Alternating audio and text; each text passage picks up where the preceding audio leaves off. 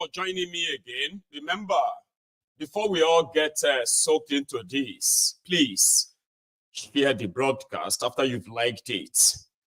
Read the caption or read beyond the caption of the broadcast. Read the description of the broadcast and invite your friends, invite your not so friendly friends, and tell every one of them as you are sharing, as you are sharing this, right? The attached message will be Maiyegun today. Lórí Facebook, Maiyegun today. And yes, you like Lórí YouTube, and yes, a fake northern group, like the fake bishops, they have issued a statement as if to say they are actually relevant. That they are pulling out of the protest because they want everybody to go and support Thiefnubu's reform. I wish somebody asked them, can you explain the Thiefnubu's reform? Remember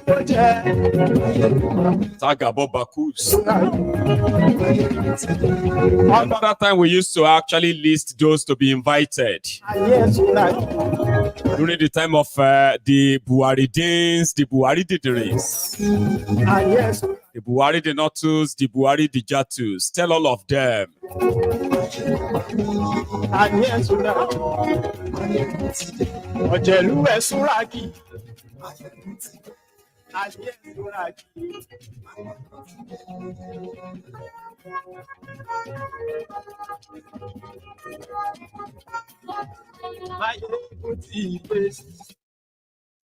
Motide, sorry for the late start. Good morning to you once again. Good afternoon to you. And good evening to you from wherever you are joining us this moment. It is Maiyegun and live. The trending conversation in Nigeria is the failing, illegitimate Thiefnubu's regime that want to do everything possible to stop a nationwide protest, because the fear is that they do not have the clue of those who are organizing this or mobilizing this, except for the social media. But in the last 2 weeks, the mobilization for the national protest or northern protest, where it all kicked off from, after a long time of persuasion and silence. So they decided that they can no longer take this pain. Unfortunately, there's nothing Thiefnubu can do. The rogues that captured Nigeria did not consider the consequences of what hunger could probably lead to. And now, the most they believe they could do to stop any national protest in Nigeria to them is to give you food. So northern Nigeria in the last 2 weeks have been so vociferous, ferocious, especially their young people, especially the young people. So that let's be specific. Where they believe that they can no longer listen to their political class or their elite anymore.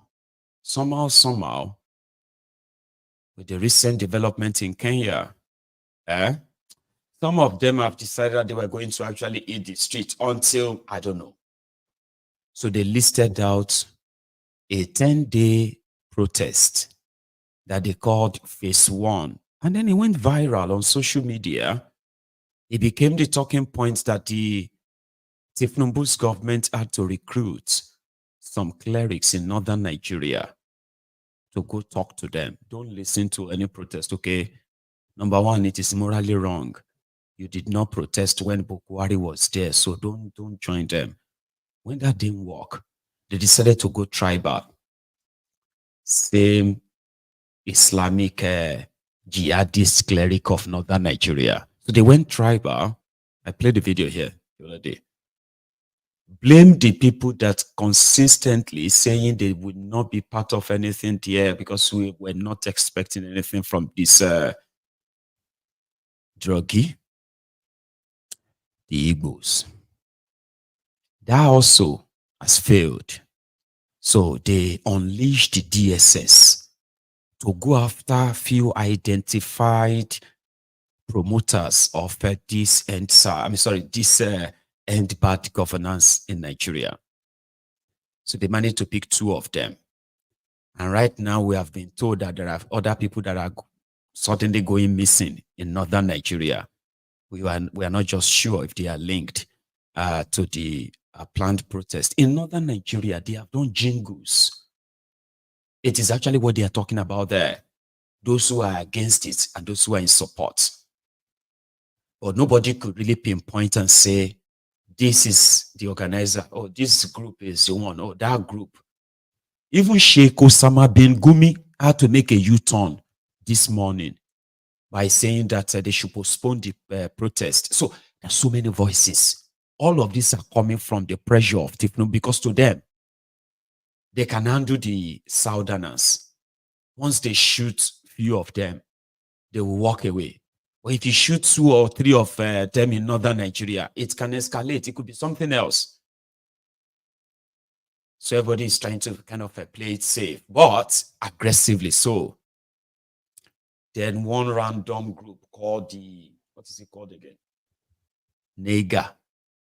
The full meaning is the Northern Ethnic Youth Group Assembly. Like the fake bishop that endorsed Muslim ticket for Shitty Man.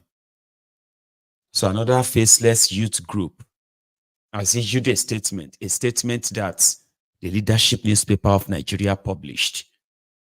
Northern group withdraw from the national protest and advised Nigerians to support Thiefnubu on his reforms.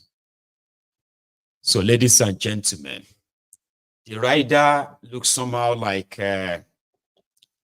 inviting somehow, but I am here to tell you that except those who are possibly going to want to also rub their own egos, or those who are positioning themselves to share in the 500 million naira that Thiefnubu mobilized to northern Nigeria, the clerics have collected their own 16 million naira each. Now only 4 of them came out to even deliver the message. Others, they swallowed the message. They never delivered them. So if you have out of 10 clerics that collected 16 million, especially those Izala movement, those Izala, that jihadist group, right?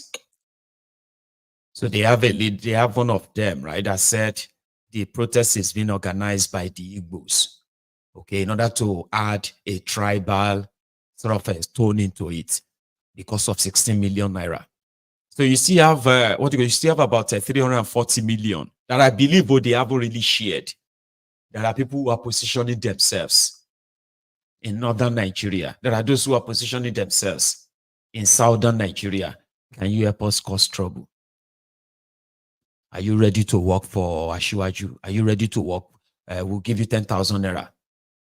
We want to go and get, we don't want any protest. Do you want protest? Say, 10,000 naira. I don't want protest too. Let's go. So there are people who are kind of positioning themselves, and they are giving themselves these random, useless, different titles. And they will tell you, Southern group, Yoruba Parapọ̀ group says no protest. Everyone is positioning themselves for this money. And they are actually the people that are championing violence. They are the one. Abi, who are those threatening all of you when you talk about going out there to demand that the government must do their this, must do their that? Who are those threatening you? Then burn you will come out. We'll just kill you. Come out. We'll kill you. We'll attack you. we'll do this or that. Not you who want to say you want to go out there and demand that people, even Thiefnubu, even if you didn't support him, or if you believe that he didn't even win election. But right now he's parading himself as the president of Nigeria, which simply means everything he does affects you negatively or positively. In this case, mostly it's negative. Look at Nigeria. So if you have to force the hand to do the right thing, great. It is still your right, Abi. But who are those who are telling you that you shouldn't? Who are those who are accusing you that you want to come and cause trouble when you are not even making any threat of trouble? The supporters of APC, they are the ones who are threatening you. But yet they are also accusing you of wanting to burn Nigeria. They say you want to come and burn Nigeria. You want to come and burn Lagos. You want to come and burn properties. Meanwhile, your demands are very clear. None of them says, if you don't give us this, we will burn Nigeria. None of them.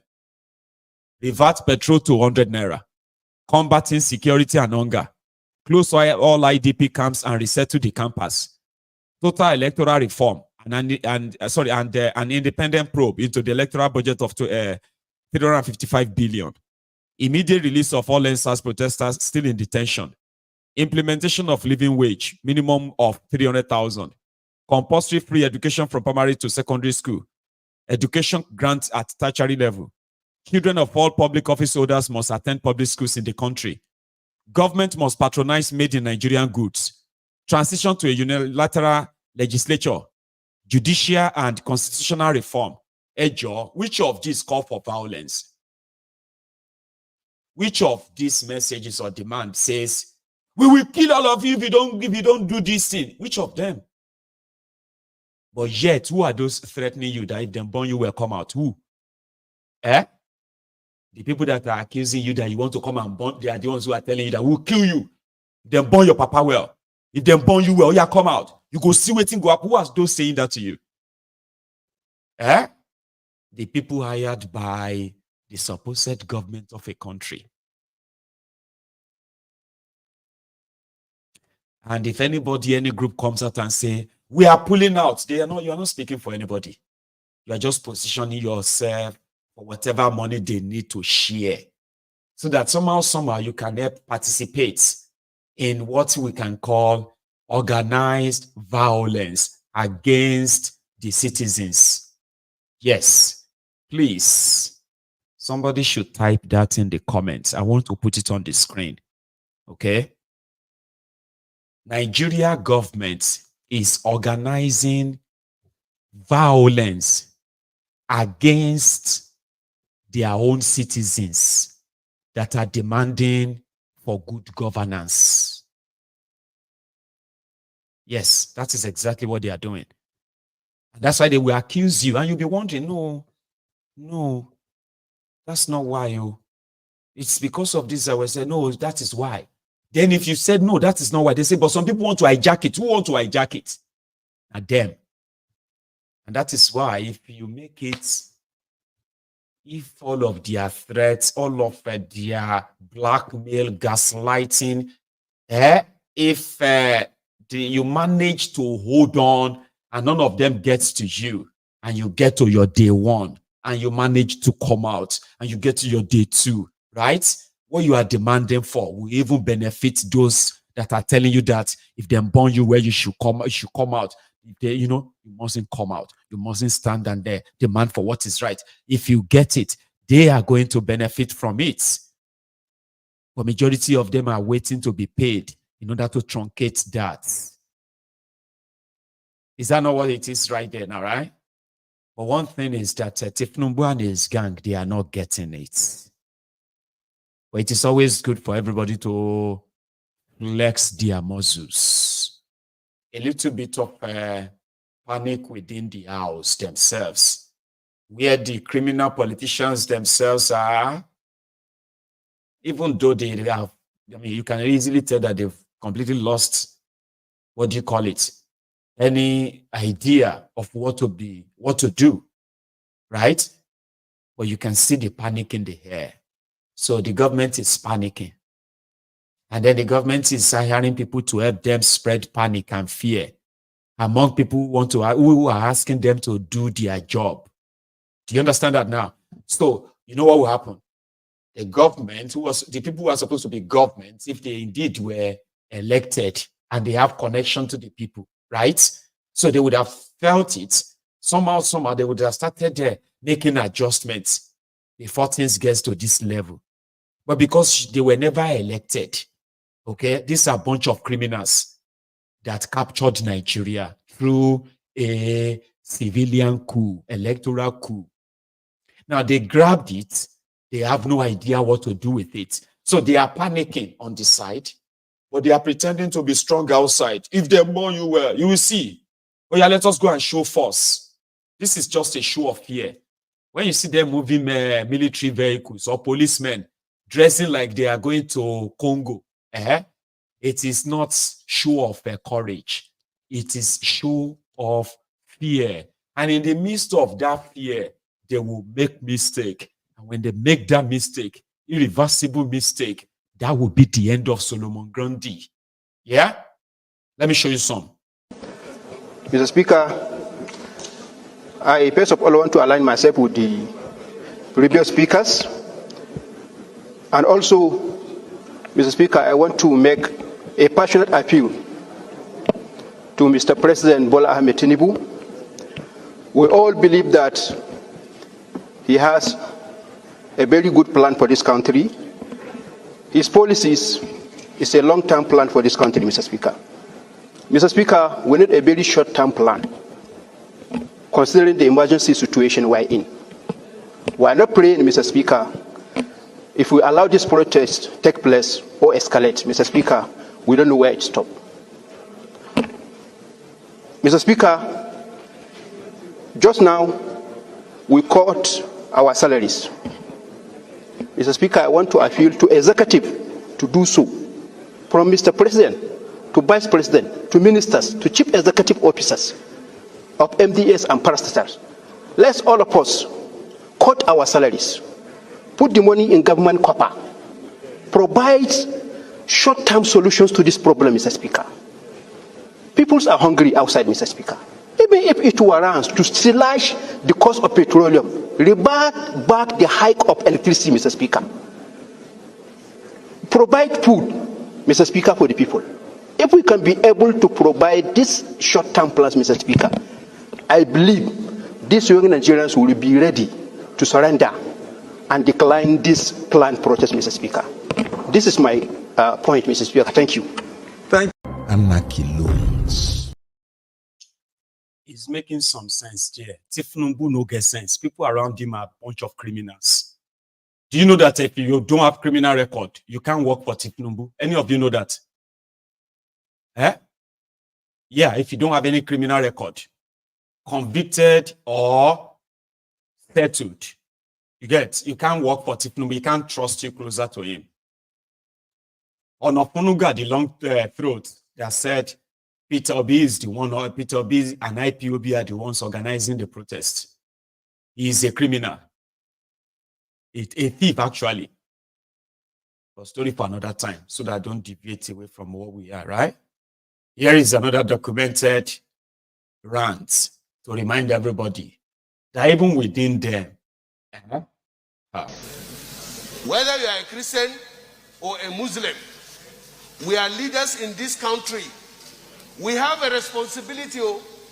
God will ask us one after the other, what did you do as a senator? What did you do as a senator? I'm not a pastor or a malam, but I'm just reminding us what we know, and maybe that will touch our conscience. You can't start hiding under party or anything. We are leaders that are entrusted by our people to come and speak on their behalf. Not only speaking on their behalf, to do anything constitutional. And we know that why government is there is security and welfare of its citizens. I said last time, Mr. President, and we closely took the resolutions, and it's another week now. We cannot continue like this. We have to tell ourselves the truth. We have to stop talking to cameras and then, like more or less, people will start thinking that we are just grandstanding. We should sit down within ourselves and say it as it is and take appropriate actions. Mr. President, if you have any problem with that, allow the Senate to do it. We understand your position. You're in a difficult position. But let me tell you, Mr. President, God will ask you. Wallahi. So, Mr. President,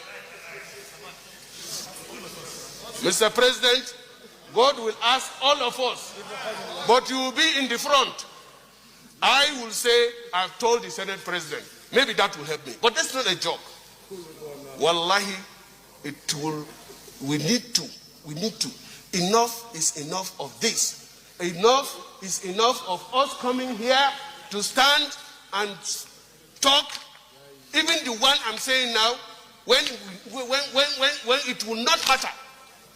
But it can. This is not the end. The Constitution is clear. It did not limit what we can do. The limit, we have not reached the limit. Let us consider it and see if we have to go further. And you must lead. Anarchy loans. Anarchy loans.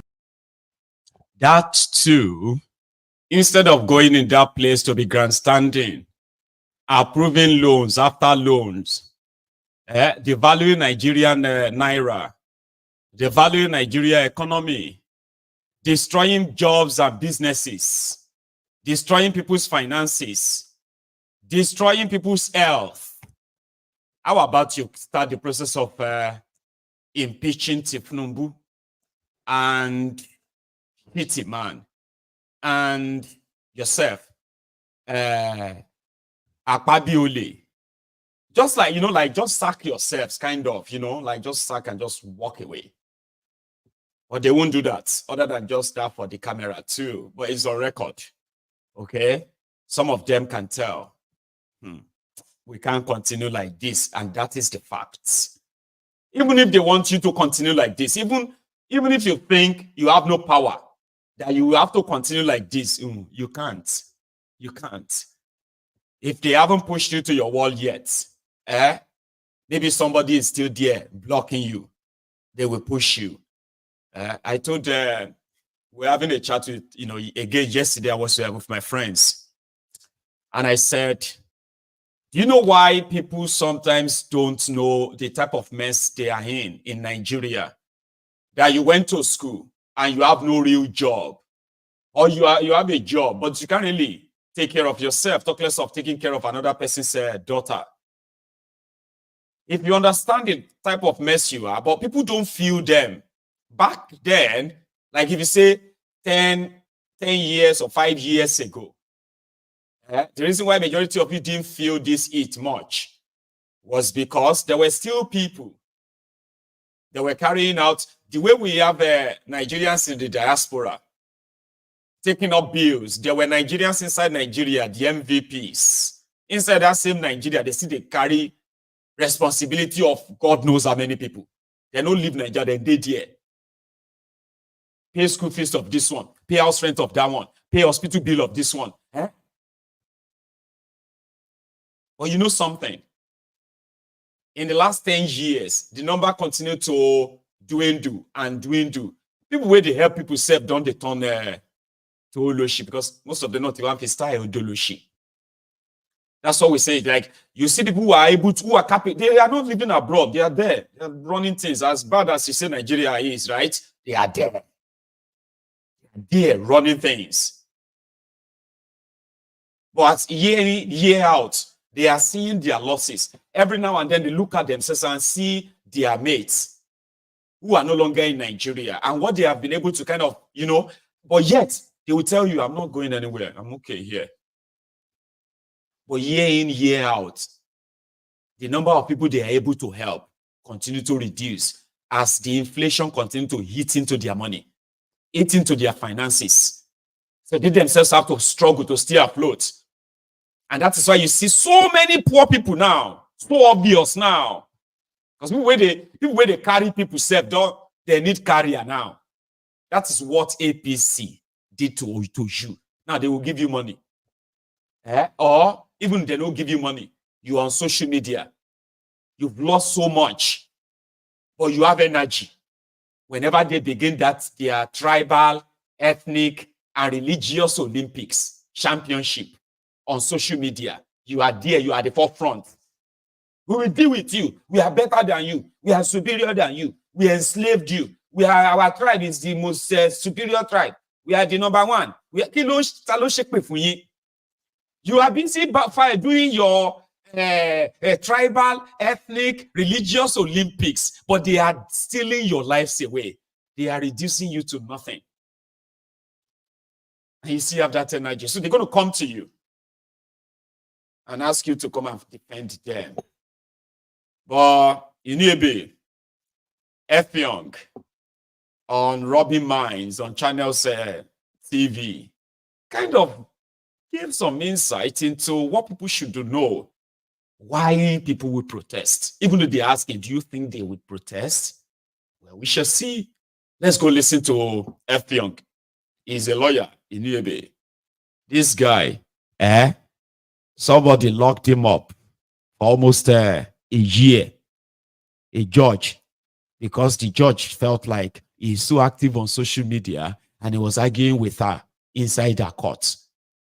And he had that locked up for a month, rather. Cast your mind back to 2020, NSAS, the protest.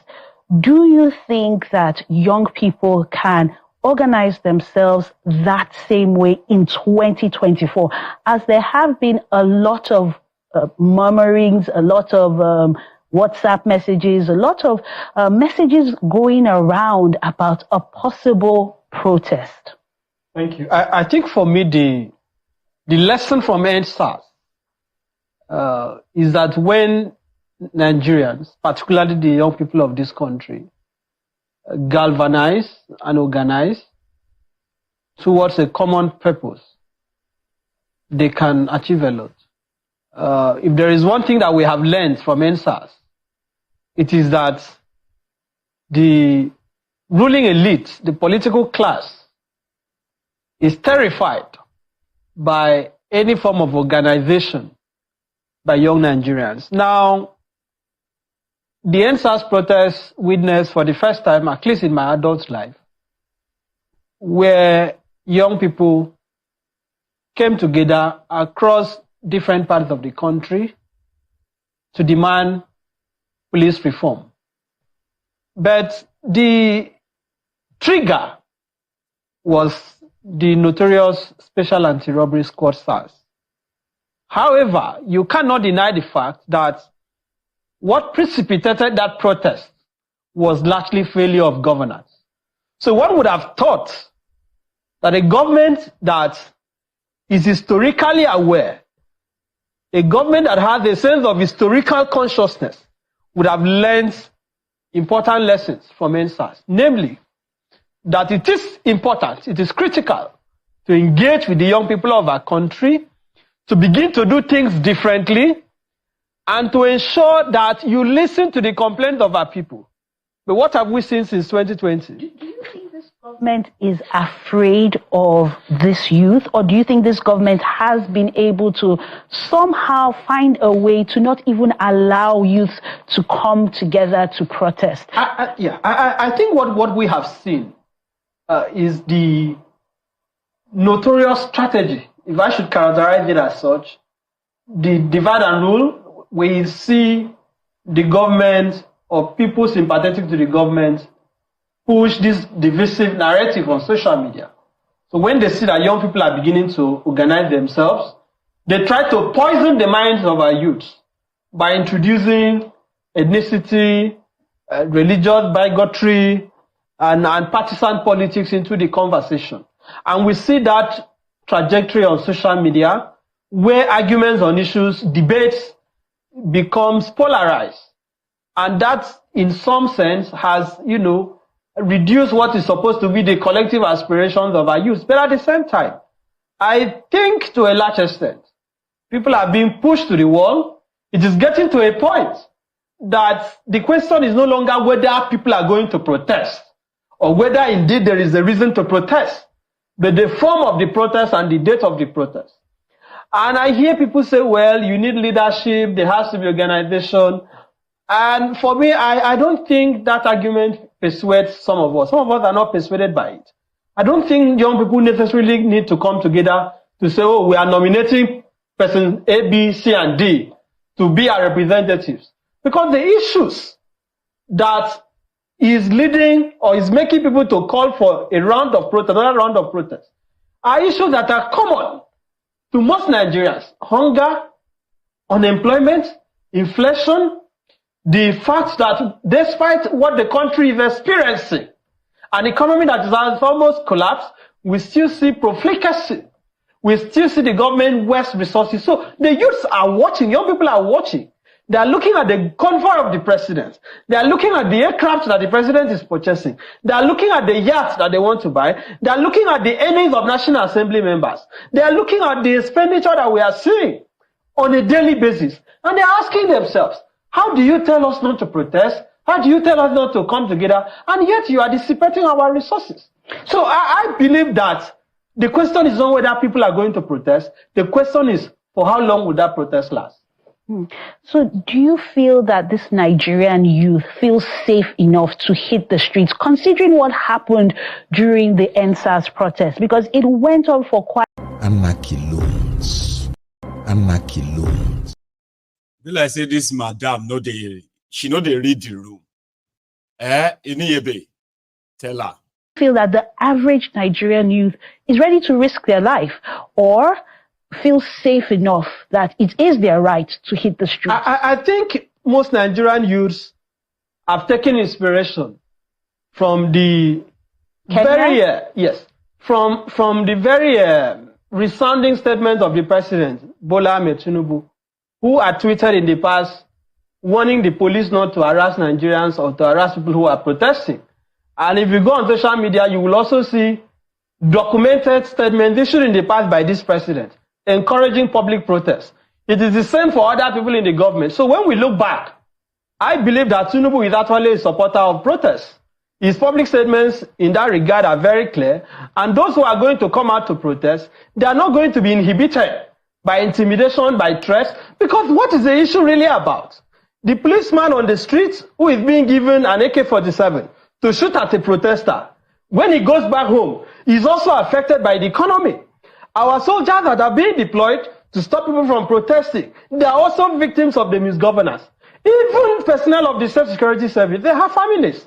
They are affected by what is going on. So I think we have gotten to a point that we are all collective victims of the misrule. So whether the government wants to engage, whether the government wants to have a conversation, whether the government wants to listen or not, it is up to them.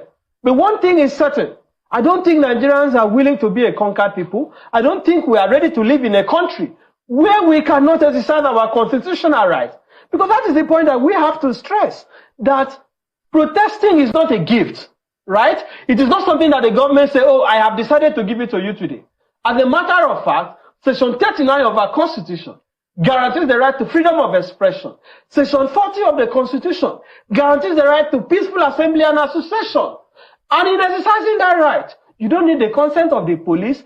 Indeed, even when the law enforcement agencies, for example, as they typically do, come out to say, oh, we have gathered intelligence that hoodlums are going to hijack the protest, that miscreants are going to take over, are going to cause mayhem, damage to buildings. The law remains that even when you have gathered such intelligence, even when you believe that that protest will turn violent, you do not have the right to stop it. And this is an argument that we have fought and won in courts, including the case of Inspector General of Police and ANPP, where the then General Buhari led members of his party to protest.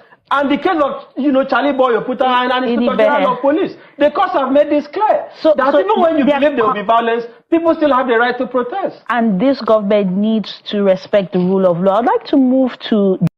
Anarchy loans. Anarchy loans. Anarchy. No more peaceful protests again now. Because peaceful protests no dey work. Yes, peaceful protest, you know they work. More turn out to one man, more enter so scatter everywhere. More shook, waiting no good. More no. Bro, calm down. Now stage 2 be that. The first one, the one everybody they talk about, peaceful.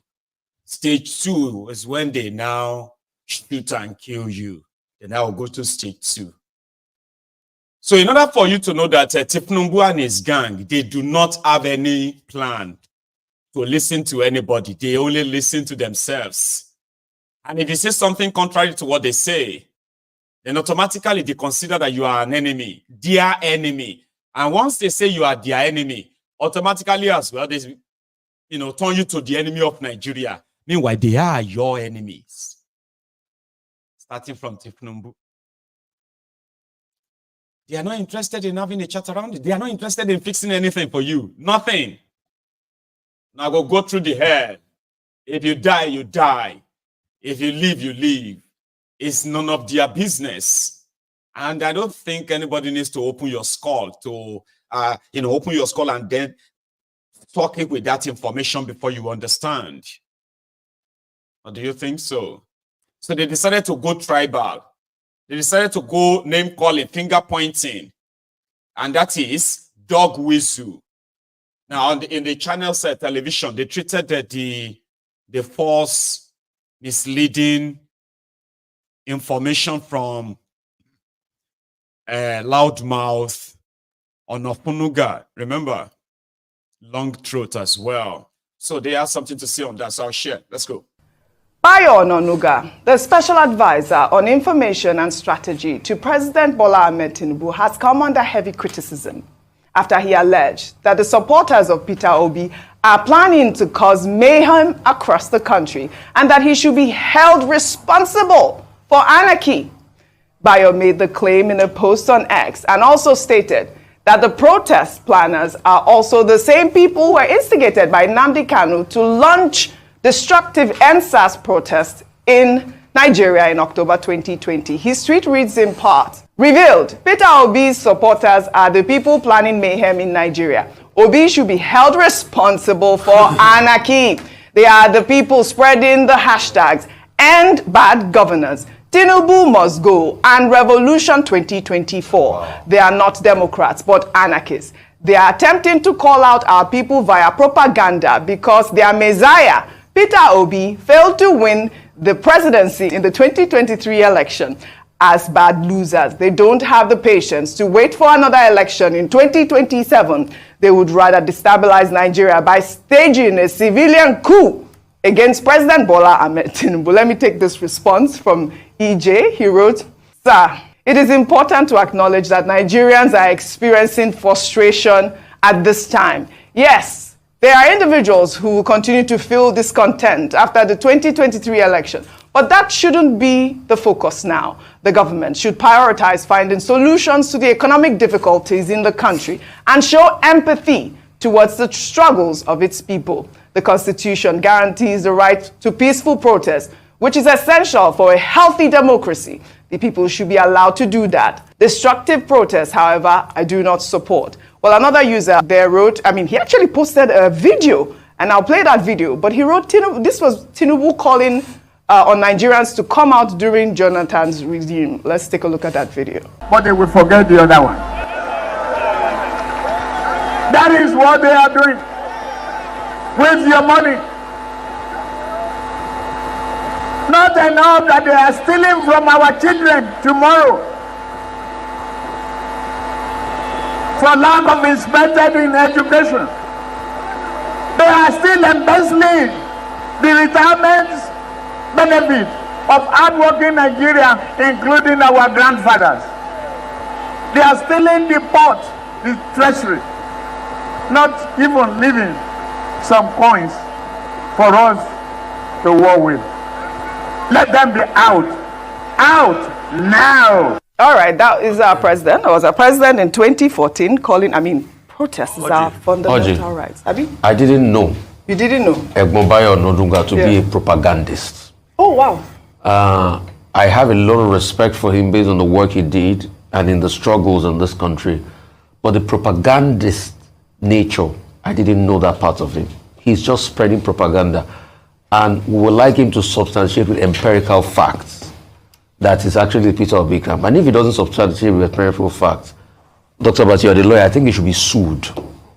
Secondly, the one that hurt me the most is he went to mention the likes of them, what's it called, Professor Patutomi, that had been busy in a fellowship in America, that he was also part of those that are trying to. This is just propaganda. Why is it that those, I repeat, that protested heavily against Jonathan hate protest today? I'll take you back. There's a tweet has made, you see, Twitter has too much receipts, by Onanuga on the 9th of January 2012. You know, as at then, the subsidy protests were still on, Occupy Nigeria. He tweeted, "Songs of protest sent to me by Omotunde Murtala Bello. So inspiring. Sing it if you speak Yoruba." These were people that were excited about protest in 2012. All I just needed to do was to go check his Twitter. So the question is, what changed? The parameters were empirically better under Jonathan than it is today. As at Jonathan's time, Nigeria was about one of the top 5 investment destinations in Africa. As at Jonathan's time, the economy was well close to 500 billion GDP. Today it has halved to 251 billion GDP. As at Jonathan's time, unemployment rate was not the way it is high today. As at Jonathan's time, we did not have well over 34% inflation. So pound for pound, all the parameters, as at Jonathan's time, if you go and check, the likes of the big companies that are living in Nigeria today were declaring bigger profits. And when they had that protest that they shut this country down for 2 weeks, Oji, nobody died. There was never a time that the military that was stationed around the Ganifawa Emi Square area went to shoot protesters. In fact, the only person that died was the overzealous police officer that shot somebody called Demola around Yaya Baton. That was the only incident we recorded. But look at what happened in NSAS. Look at all of this. All the time they kept on protesting and making this country ungovernable. Jonathan never for once said, please don't do it. Everybody had a right to protest. That is it. So why is it that now that the country is, all the indices are bad, these same people, this same Mr. Onanuga that tweeted a song of protest sent to him by Murtala Bello on the 9th of January 2012, finds it difficult and start to blame all sorts of people. Anyway, the Labour Party has responded to him. They said they have no hand in it. Obi too has been. If he has the facts that it's actually Obi, he should bring out the empirical facts. Yeah. If he doesn't, he Onanuga. No, he doesn't. We all know he doesn't. That's what they do. He's a propagandist. But talking about those tweets, I got to see some of them myself. One like this. This was Onanuga in 2012. Why Jonathan was too busy. Pregnant Alicia Keys joins protest for Nigerian girls. 2014, this one was 2014. Here is another one. Subsidy protest. Jonathan calls a pathetic image by Onanuga. Song of protest sent to me by Omotunde Murtala Bello. So inspiring. Sing it if you speak Yoruba. My take on today's protest, it was the best general strike ever in our country. Peaceful, but mad by Onanuga. But now, they are the ones who are telling you that those who are hungry and those who are victims of this bad governance, including you that they will give money to, or you that they have probably like emptied your brain, Otide Korofo. People like Onanuga, a total bigot, is there to be your motivational speaker by turning this to Obi Igbo, this and that. Well, yesterday, you heard the Hausa version of the message I'm about to share with you, right?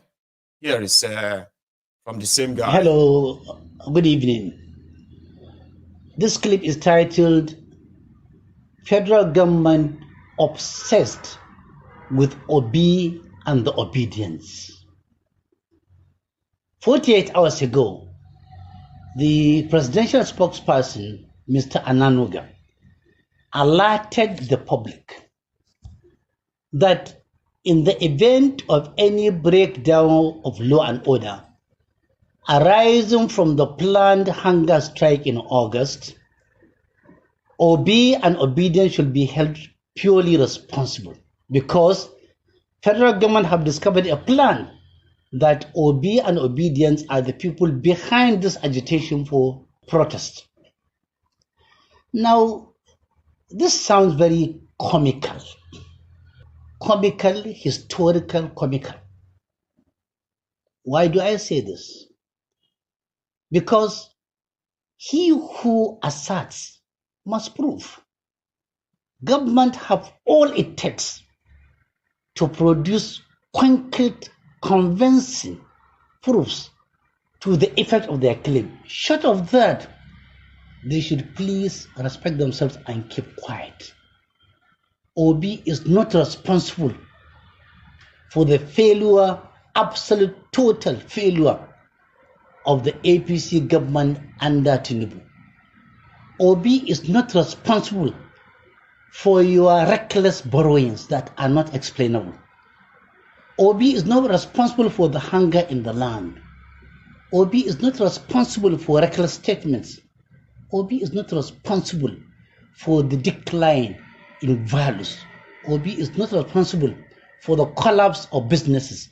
Obi is not responsible for all these derailments, economic and political derailments. Indeed, Obi is a victim of all these incapacities, inadequacies of the current regime. It seems as if the APC government are looking for a person or persons to hang in the event the strike succeeds. Let it be noted clearly that Obi is innocent until proven guilty. Obedience are innocent until they are proven guilty. Unless evidences are made public, we will still assume that this is a speculation taken too far, desperation taken too far, and a total confirmation of failure of a government that is looking and chasing imaginary enemies. Hello. Yes. Boko Haram, make a combo fight. If you are not combo fight, we will not go come up for here. So make a combo fight, make it finish. Allahu Akbar. I think and I say and I get power. Make a combo fight. If we not fight, we will not go. If we not fight, we will not go. Allahu Akbar. Allahu Akbar. And talking about a throwback, this was a Thiefnubu. And some people, educated people, actually believe this this druggy. But it was pretty much like active, yes, senile, I think, not I. But they will forget the other one.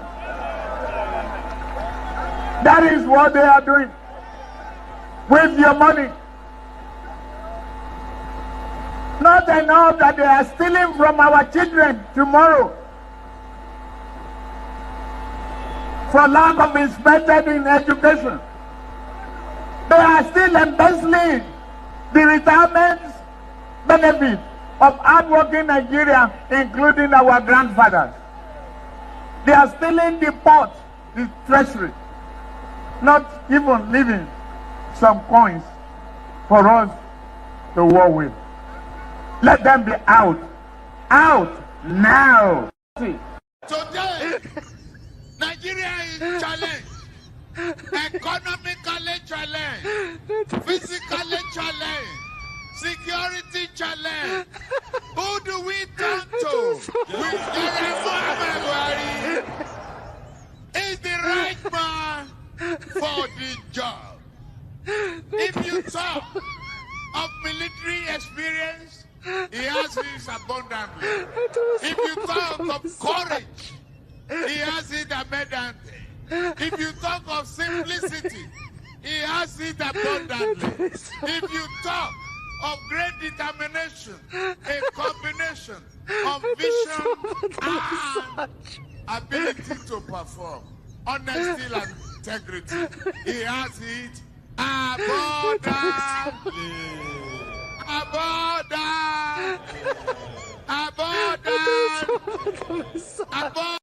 Nuisance Lele.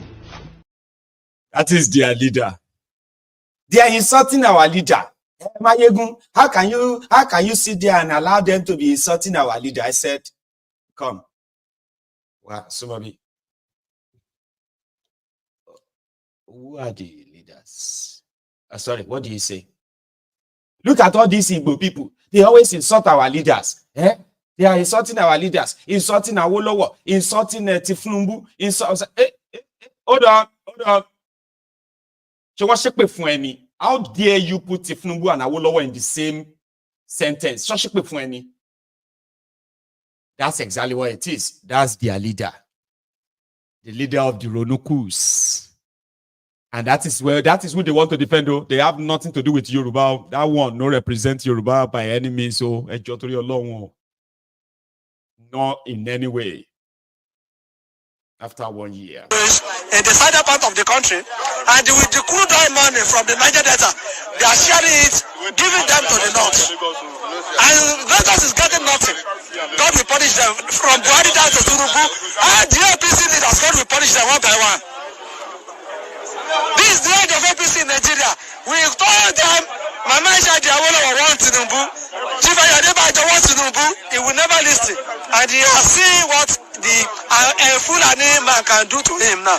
He has never learned from history. The Fulanis, that is how they dethroned they made Afonja, they made him a useless man in Ilorin. Fulani took over Ilorin and they killed him. Ibrahim Taiwo, he was beheaded, a Yoruba man from Ogbomoso, he was beheaded in Fayewe, Kaduna. That is how he was used, and he was dumped. MK Abiola, that is how he was used. He was killed and his wife was also killed. Nothing happened. And the same thing will happen to Tinubu. The same thing, worst thing will happen to Tinubu. I pray to God that God will spare us alive. Before 2023, Tinubu, hey, God Almighty made me. Go Tinubu. I played you that video so that all of you who usually every small thing, I just pity Yoruba people. See the man Yoruba people as, all of you bigots. When you look at Thiefnubu and you've been looking for means of how to enter the Yorubas, and Thiefnubu is there to make you enter them. Yorubas do not support Thiefnubu. If you see any Yoruba supporting Thiefnubu, they are those who have been promised that they will be given something, or those they have managed to give something to. And what is that something? Cup of rice. Maybe 1,000 naira, 2,000 naira. The rest is to ensure that violence plus the harmed agberos, the harmed thugs that they used in rigging their elections across Yoruba land, right? Yorubas are not that. I mean, if you know us well enough, but there are so many of you who actually grew up in Yoruba land. You are non-Yoruba, but wherever they are dragging Yoruba because of this Thiefnubu, now you they go first see there. I know them very well. No, you don't. No, you don't. It's unfortunate though, but yeah, we do know his likes, but they do not represent the majority of the Yorubas, because if all of us were like them, many of you will never stay in Yoruba land. These guys, if they have the power of what they have in their mind, many of you, your parents, all of them, you will not even have anything to do with Yoruba land if they have their way. It is because the majority won't let them have their way. It's unfortunate they have political power. And the Nigerian system allowed them to rig it wherever they want. They do not speak for us, people like that. And then you see those, you will see, no matter how Yoruba they suffer, they will tell you, not this one, not this Thiefnubu. You won't see them close to some of these, they cut them blood money, and they speak out so clearly. But to the ones they've managed to capture, well, blame the system. Here is a Yoruba man too. Bob D. He was a guest of Sheung Okimbaloye, who returned from the US. I think it was last night. Was it last night or this morning? I think it was this morning, right? So Sheung is back. He wasn't sacked by channels. They can't afford to, I think.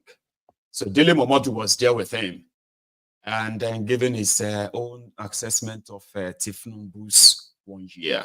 It is a long watch, okay? Let's enjoy it.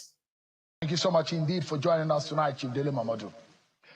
Good evening, Sheung from Lagos, and you are welcome back to the land of your forefathers.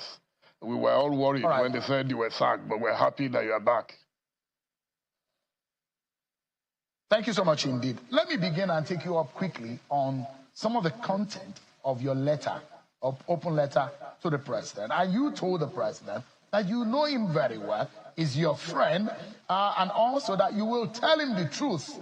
But there are those who have criticized you that you're probably speaking as though you are an opposition. You've worked in the PDP. You've worked for Atiku Abubakar. And that those in the APC will say, oh, Dele Momodu, hold on for a moment. Allow this president to settle down and get things done. There are those who believe that Bola Tinubu is fixing Nigeria and the fruit of his labor and his effort in governance will yield fruit. Have you listened to that narrative? And how do you reply to those? Well, you've asked so many questions in one sentence.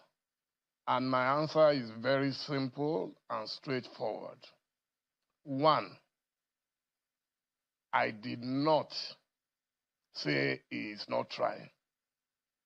But what I'm suggesting is that there are some urgent steps I expected him to take, and those steps have not been taken. Those who say, oh, I should allow him to settle down.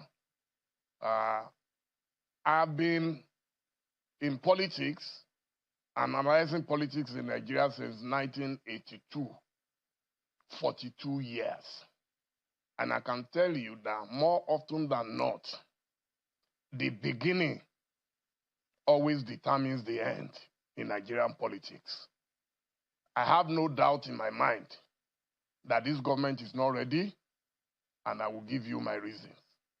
But before I do that, let me tell you that one of the reasons it took me about a year plus to write this letter was that I listened to different people. There were people who called me directly. Some people called my family, say, oh, Tinubu is your friend. You were together in exile, and I appreciate all those sentiments. So you would have noticed that even my column on the back page of this day, I rested it in the last 1 year deliberately because I know I'll be tempted to write some things which some of these elders that I respect so much will frown at. And that's one of the reasons I didn't write anything. I remember a general, a retired general in particular, who called my wife and said, oh, no, Dele should leave Bola alone. And I said, no, I'm not holding him. All I think I owe him is to tell him the truth. Let me tell you, I started my life from Ife, from reading Professor Wole Soyinka. You can see the book does not even have a cover. I bought this book in 1978 on 24th June.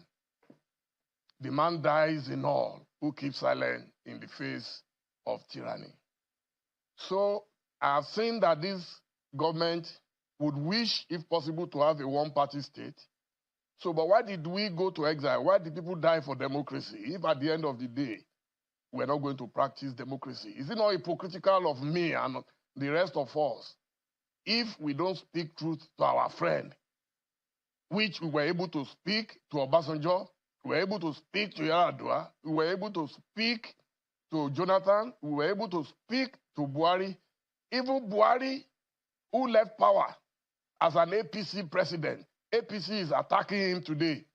So why should opposition logically not be able to speak truth to the APC ruling government? So that is where we are. And what did I say to him? That Nigeria is heading one in the wrong direction, heading into trouble. I saw what happened and still happening in Kenya. Oh, it's our leaders in their moment of giddiness will say, oh, it cannot happen here because we apply ethnic coloration. We have a Yoruba president, whether we like it or not, he must do his 8 years. It's enough that he's fighting. It's the obedience. I mean, all these things we've heard before. It does not help a nation. So I expect the president to do the following. One, cut the waste. It is too much. It is gargantuan. I remember Chief M.K. Abiola used to say that there is enough for the need of every Nigerian, but there is not enough for the greed of some Nigerians. Nigeria, God has given Nigeria everything that we need to survive, and not just to survive, but to make progress. But unfortunately, some politicians are not ready. They are not prepared to downgrade their lifestyle. And I keep telling them, if you know that politics is not profitable for you, you can go back to your business. I've been doing my own little business. I'm a man of modest income. I've never been in government. Thiefnubu was governor for 8 years in Lagos. Did you see me there? I didn't ask for appointment. Buhari that I supported, after 2 months, I saw he was going nowhere. Immediately, I apologized to Nigerians. And so why should I now keep quiet and not be able to talk to my own friend and my own brother?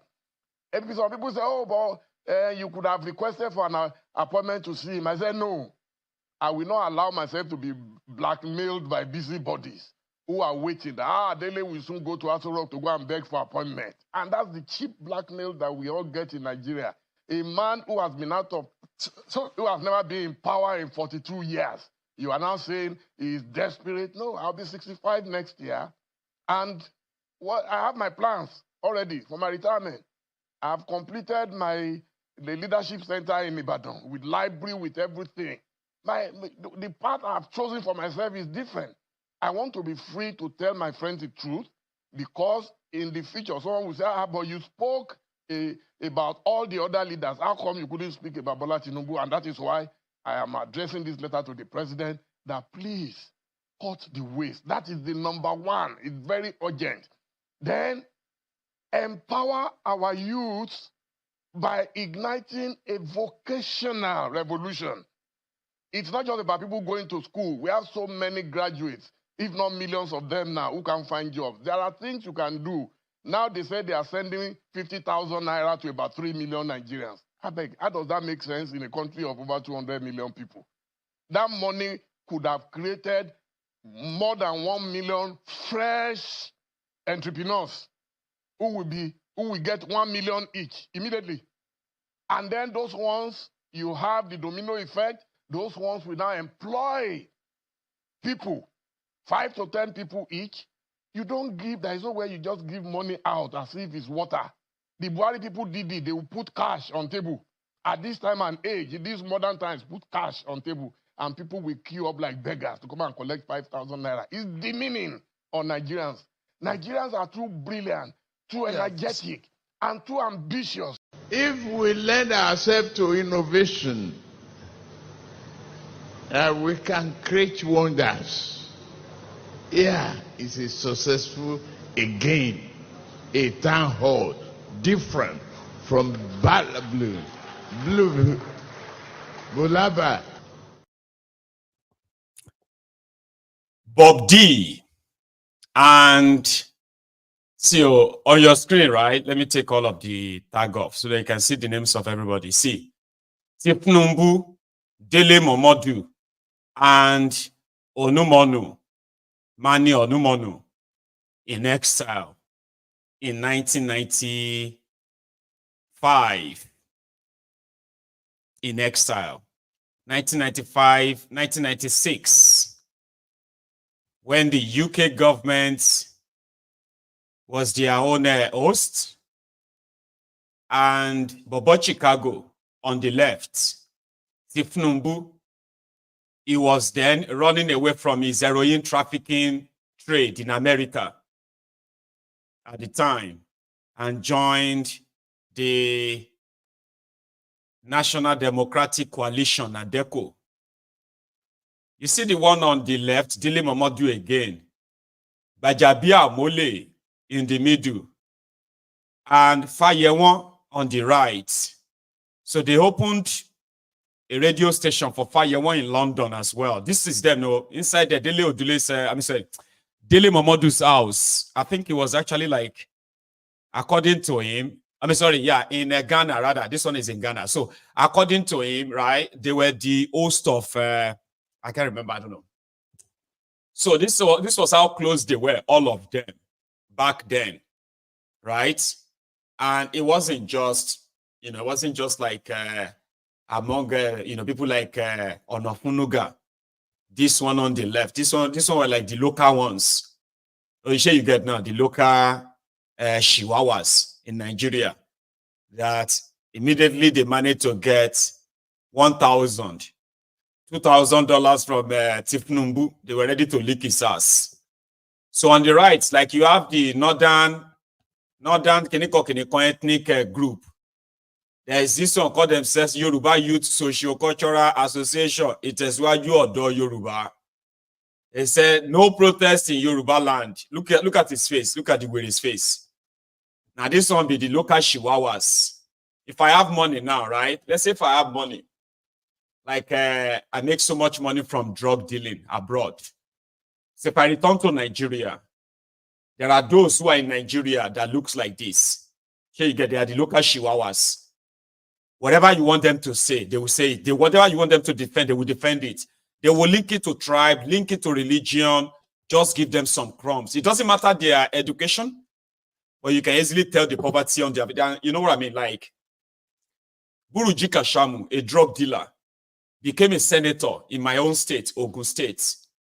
There are those who would still fight you till tomorrow. That was a great man, he was a good man, because he was generous. He changed the life of some of them. According to them, he changed my life. Now, Buruji changed my life. Now, they changed my life. If you now say, but he's a drug dealer, I say, and so, my friend, are you there? It's all nonsense. It's not true. People just, his enemies always say that about him. Eshoji no do. Buruji Kashamu. Enemies saying about, it's his enemies that are saying that. No, it was his brother, not him. That's to tell you how much people are ready to defend anything horrible, as long as they can get a crumb from it. I've seen that happen many times. Today, I chose to go back and throw things back, and I'm throwing back to the day Nnamdi Kanu was with the Ndigbos in America, and he warned us of what to come. I think it was a 2013, 2014, 10 years ago, ladies and gentlemen. Almost everything he said there, they have come to pass.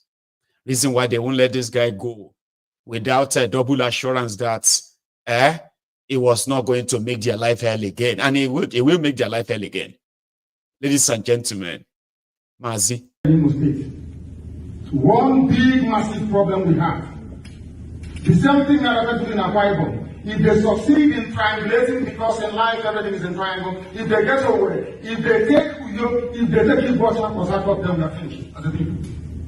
Completely gone as a race. You will come back home, you know the way to your father's compound, because they are coming. Program is everywhere in Biafra land. They will overrun us in a matter of minutes.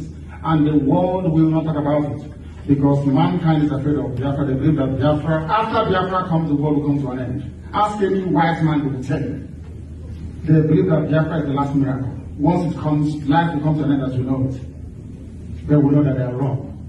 We know that this very promise that was made to us long time ago, only if we go back to the Most High will we realize our potential, must be seen in our lifetime. Biafra is very old. Those who don't know what Biafra, I'm from Afara, a place with B-I in front of my village, you have Biafra. So we know who we are. We are not mistaken about our belief in the irreducibility of Biafra. As a nation, as a people, as those who have come here to bring life to the world, as well answer Indian bosses. There is no place you go to Mujubu and say, I don't know, not even the Jews answer Mujubu. I'm sure you know what it means. We have a place in Erubu called, what's that again? It's called Onanuga, is that correct? The children of the kingdom of heaven. I don't know what else you need. We shouldn't be here in the first place. We should be in our land development, building it. So I can travel all the way from my village and I can go to, maybe travel to Amansi and then go back the same night. We have the potential in this room to do it. Only if we can rise up to that very challenge. That is why the same way that Israel stood against every God is how Biafra is going to stand. Not just as a pinnacle to the survivability of the people who are downtrodden, people who we have pressed down for very long, but as a willing testimony to the kindness and the goodness of the Most High Biafra. I thank you all very much for listening, and I do hope in time to come that you bring yourselves to appreciate what Biafra is. Thank you very much.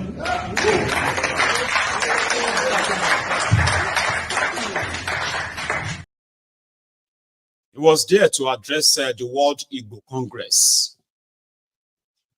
Half of them hated him. And you know why? Because they feel like, let the sleeping dog lie. Can we don't just talk about Biafra anymore? Let's forget it. And they found out that he wasn't just talking about it just because for talking's sake. He was so deep in it that he was determined. And when Nigeria kidnapped him the first time, they kept him for 3 years. And they finally let him go. But, for 2 years, they finally let him go on a bail that he must not be seen in the midst of more than 5 people. That same day, Nnamdi Kanu broke that same agreement because he didn't make them. Here is a long watch. So those of you who said that the violence that you are witnessing in Igbo land today, or their politically sponsored or known gunmen, the terrorists there, right? And some are saying that things have gone so much out of hand that Nnamdi Kanu cannot control them anymore and all of that things people are saying. It is Nnamdi Kanu. He is Nnamdi Kanu. And of course, if you have not, because you've not really seen him for so long, you probably have forgotten who is Nnamdi Kanu, right? And here I have something somebody shared today, and I said, I'm going to share this with everyone. It's nostalgic. This was just about 5 years or so ago when Nnamdi Kanu and the Nigerian police and the rest of them were doing what they know how to do best, trying to possibly kind of intimidating. But when Nnamdi Kanu arrived, the way he was coming, police had to move without violence, without assault, without anything. If you want to know who Nnamdi Kanu is, truly, that you probably, Nigerian government have probably making forgot, and some of you have turned to experts on IPOB. This is Nnamdi Kanu. Free him and save him. It's a long watch. Sit back and enjoy it.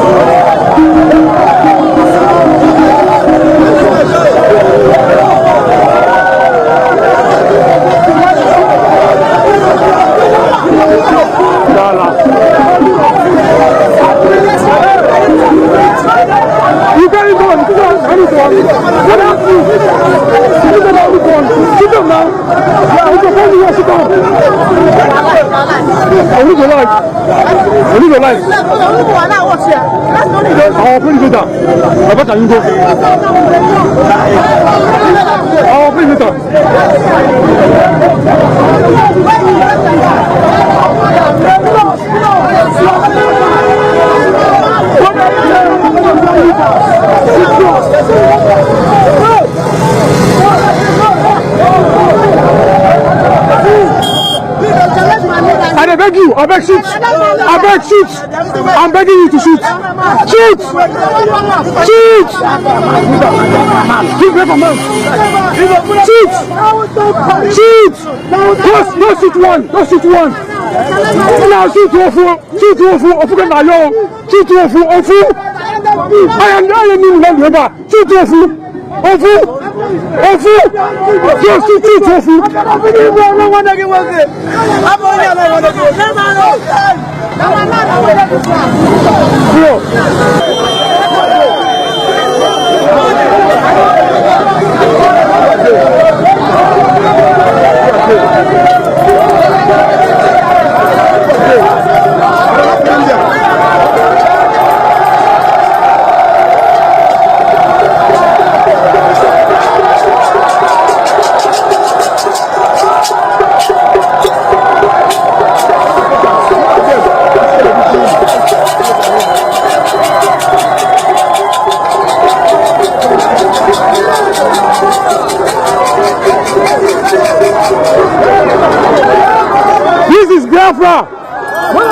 This is Biafra! This is Biafra!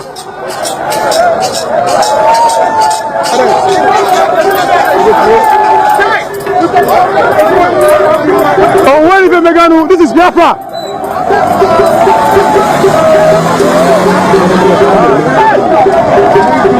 Sam. Useless people. Baboons and monkeys. Baboons and monkeys with guns. That's what they are.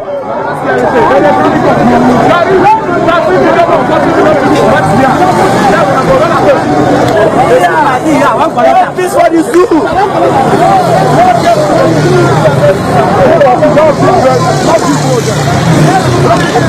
Block it! Block it! Block it! Block it! Block it! This is our land! Okay, block it! Block it! Block it! Block it! Okay, block it! Block it! Okay, block him! We need to go home! Okay? Okay, one thing will happen here. Shoot me! No! No, now, they're going for Lord. Come on, Lord. See, this is our land. No, this is our land. Make me where I'm from. I will cheer. Onyedu Icon, Omeri Onendizu, Oniriya, Abakare, Mama Daora, Unapori Meri Nandi win the war. Icon that's one, Icon that's two, not Icon that's three. Unapori Meri Nandi win the war. Icon that's one, Icon that's two. Now Icon that's the three. Unapori Meri Nandi go Onyedu Icon. Omeri Onendizu Oniriya Abakare Mama Daora Unapori Meri Nandi win the war. Icon that's one, Icon that's two. Now Icon that's the three. Unapori Meri Nandi win the war. Icon that's one, Icon that's two. Now Icon that's the three. Unapori Meri Nandi win the war. Icon that's one, Icon that's two. Now Icon that's the three. Unapori Meri Nandi win the war. Icon that's one, Icon that's two. Now Icon that's the three. Unapori Meri Nandi win the war. Icon that's one, Icon that's two. Now Icon that's the three. Unapori Meri Nandi. Again, I missed him. Today, yesterday rather, the women of Afaraoku, they came out, not only just to pray for Nnamdi Kanu's release, they also staged a mini community sort of protest, which is on a photograph just yesterday.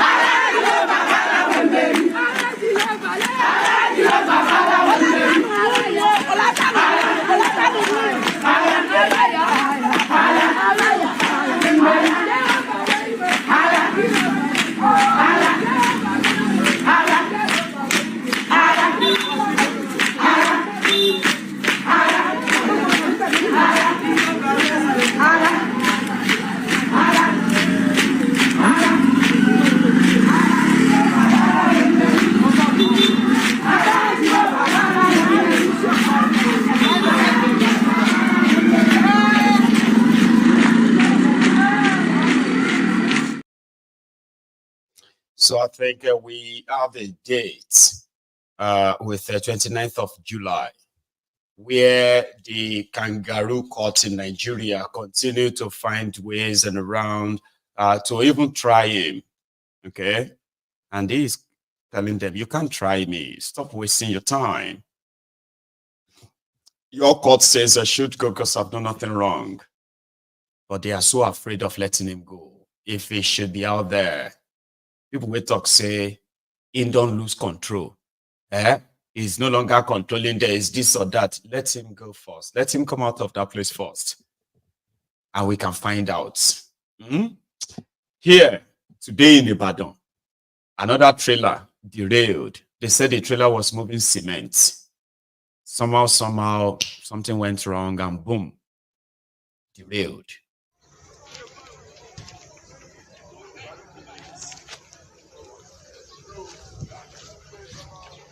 Cement loco. That will be cement is a one luto. See here.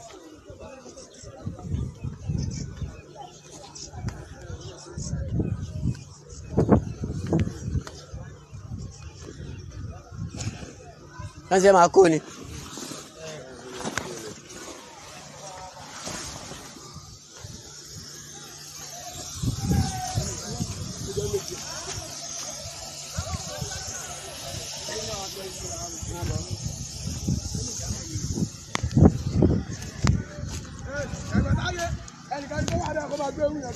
Train accidents, Bodija, Ibadan, Oyo State. See and here. Train accidents.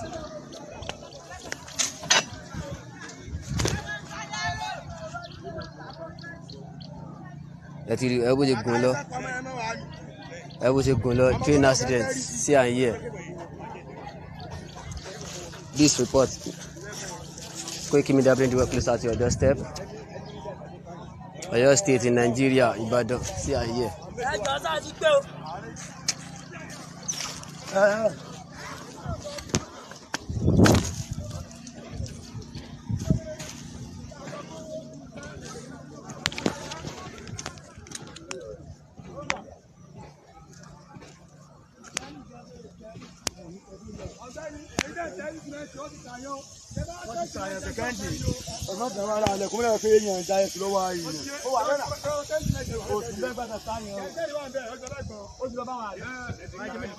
Fodano.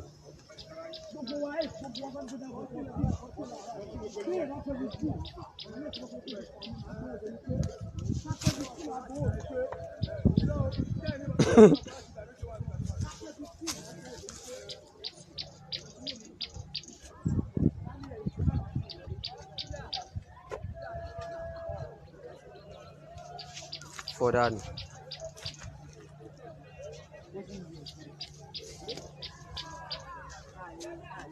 We're Fodano.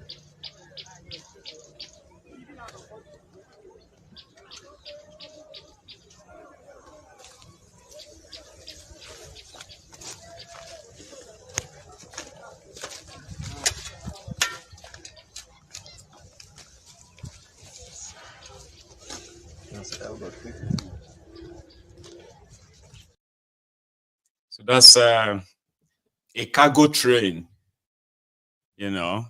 transporting thousands of bags of cement are derailed. But do you even see the train itself?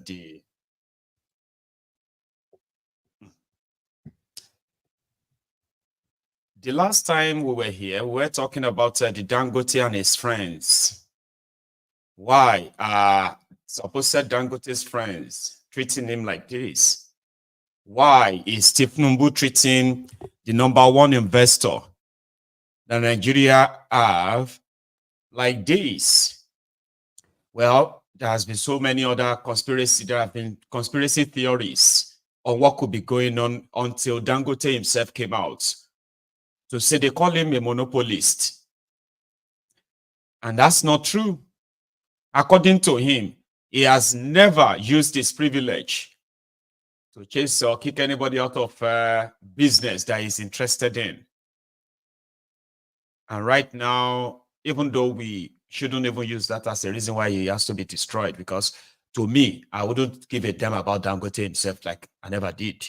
But the fact that my money is part of the money they gave to him, are you surprised?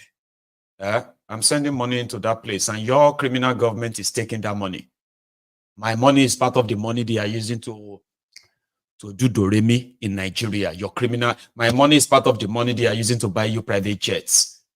Everyone that sends every penny into that place, your money is part of the money that Thiefnubu is using.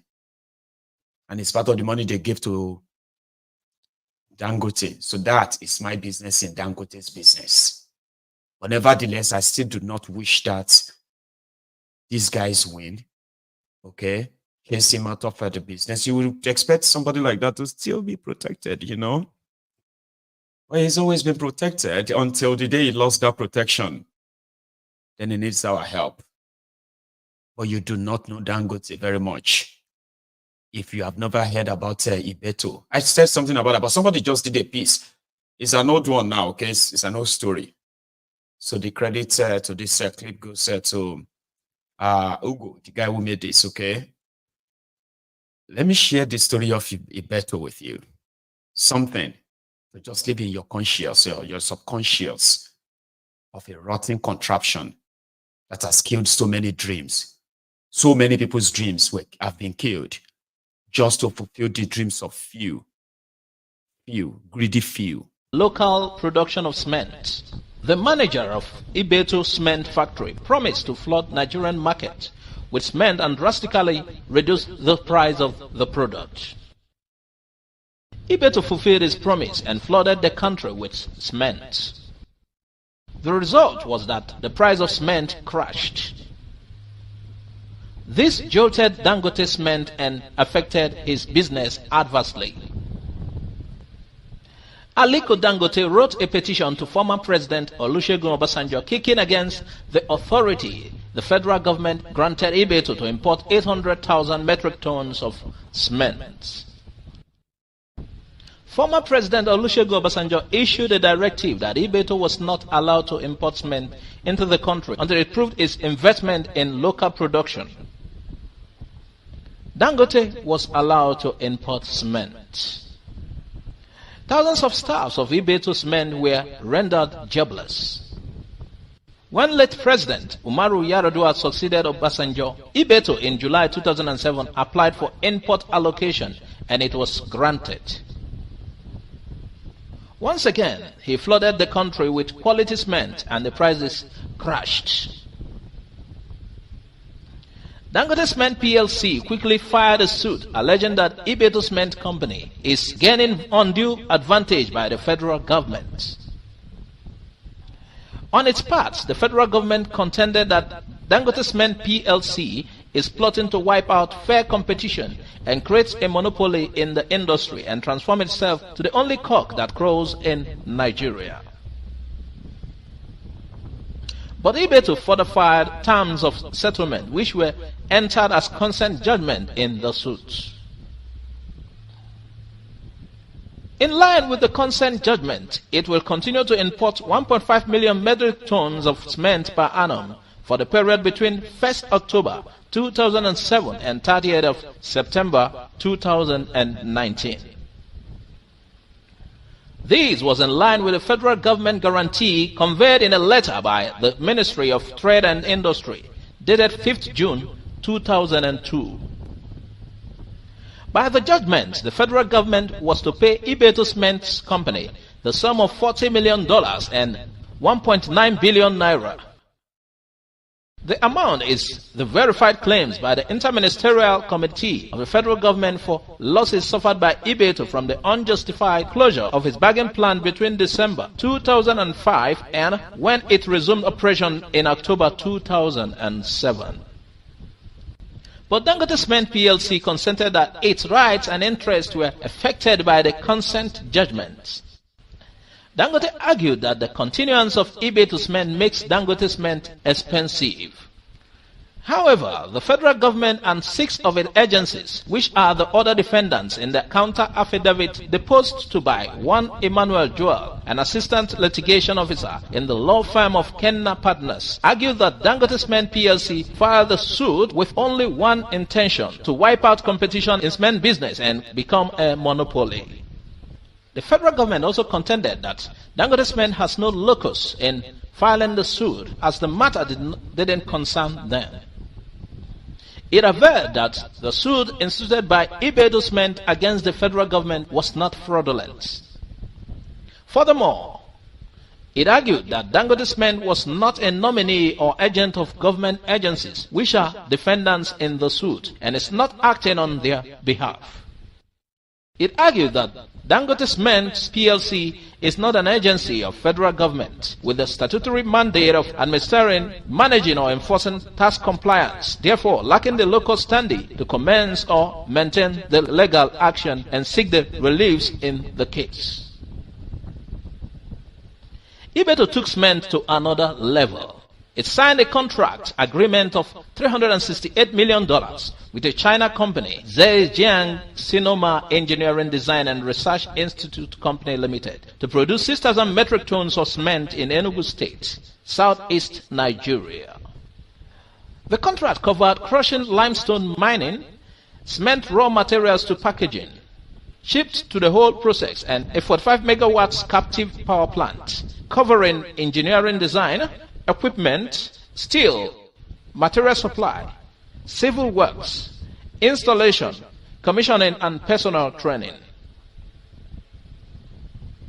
Already, Ibeto Company operates a similar facility in Port Harcourt, River State, which produces 6,000 tons of cement.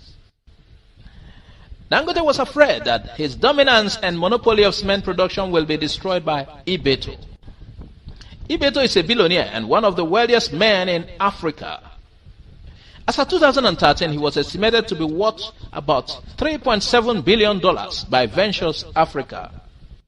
His Petrochemical Industries Limited, which manufactures oil lubricants and other various petroleum products, both for local and international trade, has the largest liquid storage facility for petroleum products in Nigeria, with a large capacity to store over 60,000 metric tons, and is located at Apapa Wharf and the Ibru Jetty complex in Lagos, Nigeria.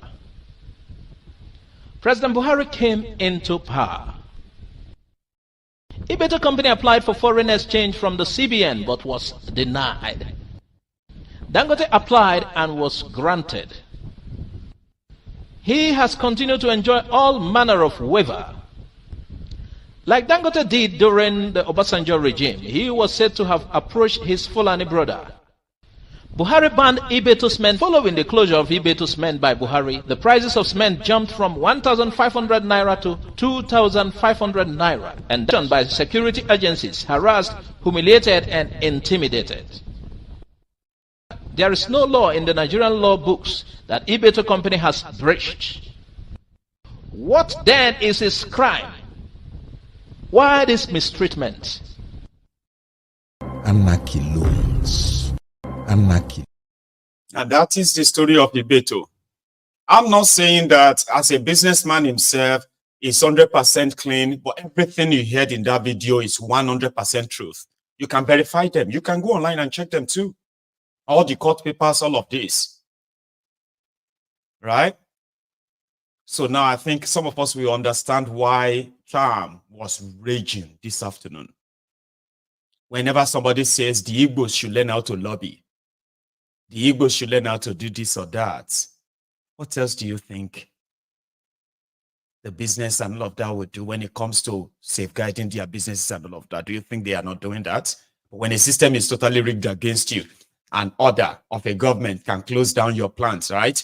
You could be denied, your businesses could be denied their forex. All other businesses you are involved in, you could be denied waivers. You'll be running so much at a loss, and you are competing with somebody who is enjoying all privileges. How long do you think you're going to last? And if you stay strong, like a typical Igbo man, they fight on. Then they ask the EFCC to pick you up. Pick some of your staff up, lock them up. Okay? Destroy your name, destroy your image if they have to do that. All for Dangote, who will come back later to say, they are coming for me. But here is this guy saying Dangote should go and settle his issue with the regulatory agency that is blacklisting his $19 billion refinery. We are committed to transparency, thoroughness, and accountability throughout this process that will help us to identify and resolve the underlying issue plaguing Nigerian petroleum sector. The committee is also urging stakeholders in the current dispute to de-escalate tension, the issue. So, in view of the above, the Joint Committee resolved that both parties in the raging argument, Dangote Refinery, other refining companies, NNDPRA, marketers, and relevant stakeholders should henceforth cease further allegations and counter-allegations pending the conclusion and outcome. Anon. So everybody is trying to speak for Dangote now. We need to protect Dangote. We must protect. It's a national. Go and protect him. When his strength comes for him, truly, sadly, they don't miss. Okay? They don't miss. Currently now, they are pushing that Farouk should be sacked for saying or talking to Dangote like that. Yes. You don't talk to Dangote like that. That's exactly what will make Dangote feel better now. Sack the bagger, sack him. Can you imagine he said that about me? It hurt my feelings. So I've said it before. I said sometimes you want to feel sorry for Dangote if you want to look at the bigger picture. When you look back and see those whose businesses have been destroyed just to enjoy that monopoly, and Nigerians to suffer. Yeah? Kini purpose, just for you to suffer. And while he smiles to the bank.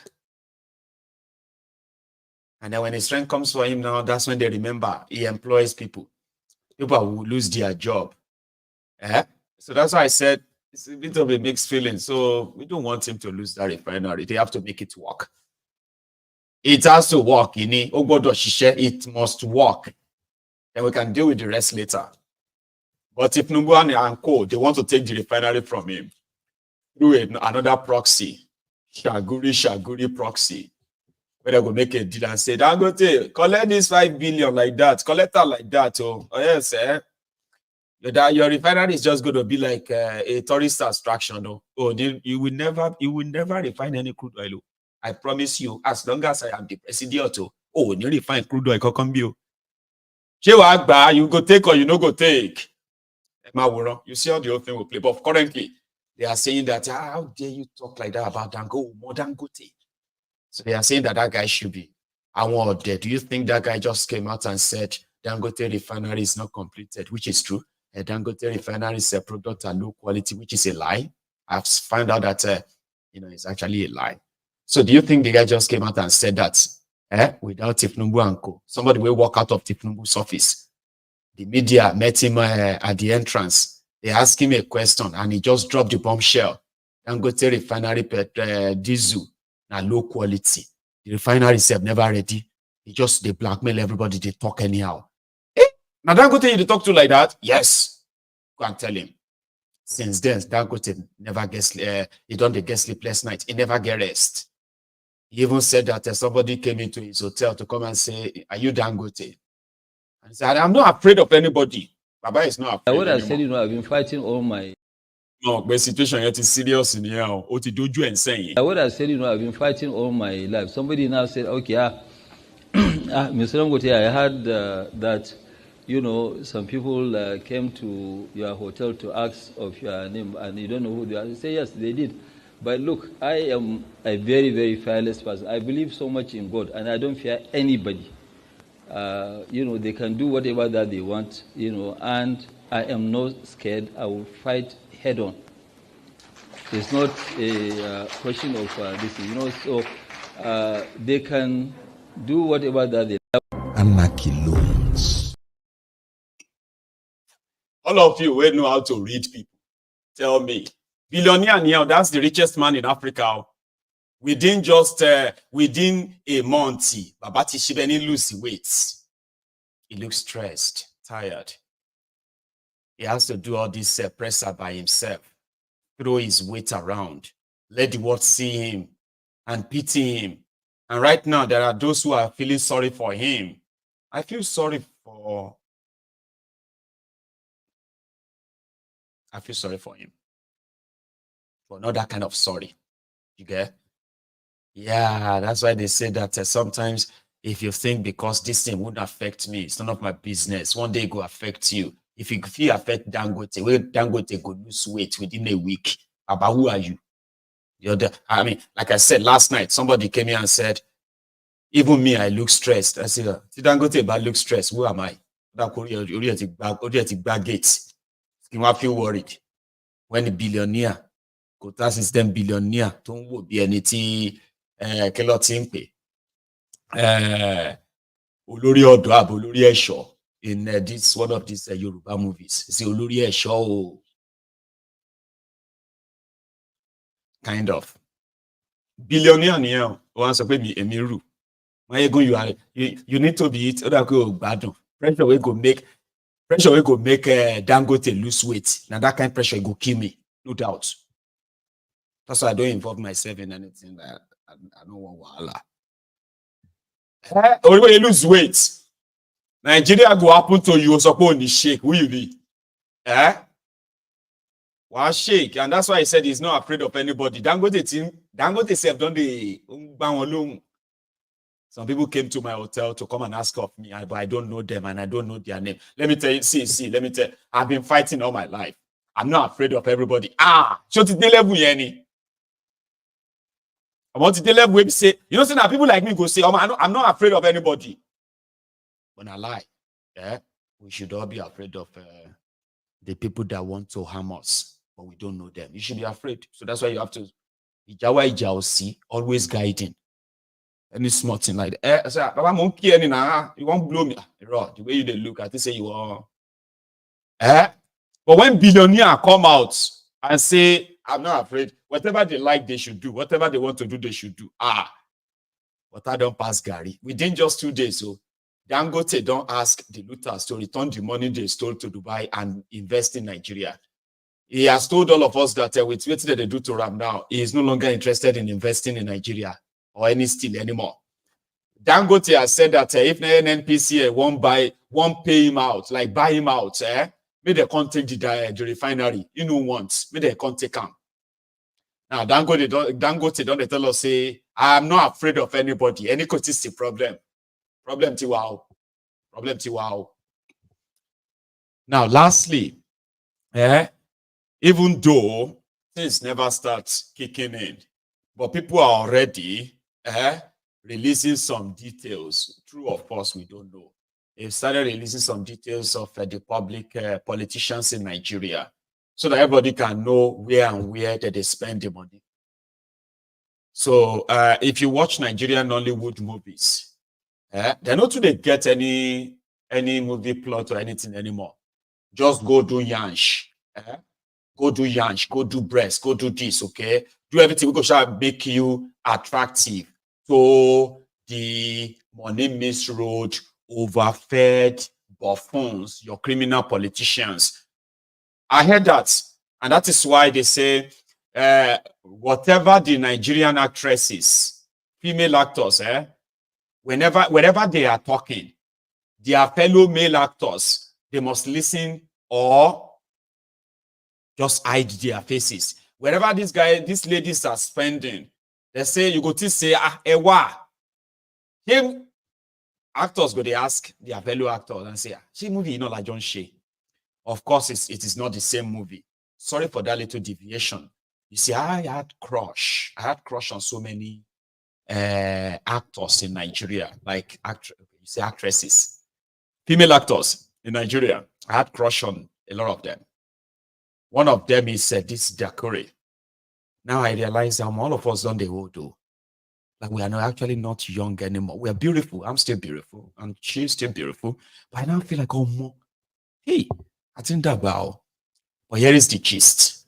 They said that everybody looking for a Akpabiole when the protests kick off. All of you should sometimes begin to send messages to his mistresses. So this is a gist lover, a sort of a rumor platform or something. Gist lover or gist lover. So gist lover said or released the contacts of those they believe are Akpabiole's side chicks. So they listed that girl that, I mean, I don't know why I always call them girl. That lady that won World Guinness record, Hilda Bashi or Basi. And then they listed several. I mean, they listed this lady too. What's her name again? This beautiful girl, beautiful lady. In one of your movies, there I can't remember her name. Oh, don't worry. Anyway, yeah, she will give you all the name. Then Dakore. How dare you list Dakore? That Dakore is one of Akpabiole's chick. And that's why I'm sharing it with you. She used to be my crush. Now she made a video to say, what? To clear herself. Now, do you know something? She was my crush, so I believe her. But don't believe me. Just listen to her. My dear Nigerians, good morning. I hope you all are doing great. I just arrived to the US with my family. We're on our summer vacation and I've not been online. And I started getting calls and text messages this morning alerting me to a very wicked lie from the pit of hell, actually, this morning. And I must say that I am very disappointed. I am very shocked. I'm appalled. And I want to categorically state that I have never, ever in my life met the Senate president. I have not had any cause to see him or to be in the same room with him, not to talk of being one of his side chicks. Hello, I'm married, happily married. I have 2 beautiful children. I have always been above board in my dealings with anyone. So for a blogger, a jobless, wicked blogger, to decide to put my name amongst women who have been with this man is totally wicked and totally unfounded. It is a lie from the pit of hell. And I'm ready for any legal action because at this point, you have messed with the wrong person. I keep to myself. I mind my business. I drink water and I do my work. So for someone to want to tarnish my hard-earned name and image for some clicks, no way. I'm not going to stand for it and I am not going to accept it. I am not going to be quiet about it. So I want to put it out there right now. Anybody who can say that I have been with this man, that you have evidence, hard evidence, video or audio, I will give you 5 million naira right now. I am not joking. I am very serious because look, I have worked too hard for my name and my reputation for someone to now wake up in the morning and want to cause wahala in my life. I reject it. I categorically stand against it. It is a lie from the pit of hell. I have never seen the senator before and I will not allow anybody to tarnish my name any further. So Gist Media. Let's be poor. Breathe. Don't suffocate them. We have that responsibility. I believe her. I know you don't believe me. But if that's going to be our first disagreement, or maybe second this year, I'm okay with it. I believe her. And we are looking for gist lover. Anybody will know him. Even if that 5 million is not complete, right? We go do GoFundMe. How dare you? She's married. She's got 2 kids. Come on. Are you saying now or because I didn't ask? You know what I mean? Like, I don't know if it's now or before, but anyway, it is really, really horrendous. How dare you talk about Dakure like that? So you have my number. Anybody who knows where, what do you call it? Anybody who knows how to get that gist lover with a suam. Or akwabiole. Because that's what they have done. They damage our girls. Most of you who are in your 20s now, in your 20s, your mates are the ones that Akwabiole is buying cars for. They sneak them into their hotels. They sneak them into their hotels in Nigeria, outside Nigeria. They are destroying those young girls who are supposed to become the wives of some of you in your 20s. Now they've stolen, what do you call it? They've destroyed education. Most of you will likely not be able to even complete your education, okay? Then they've destroyed the economy.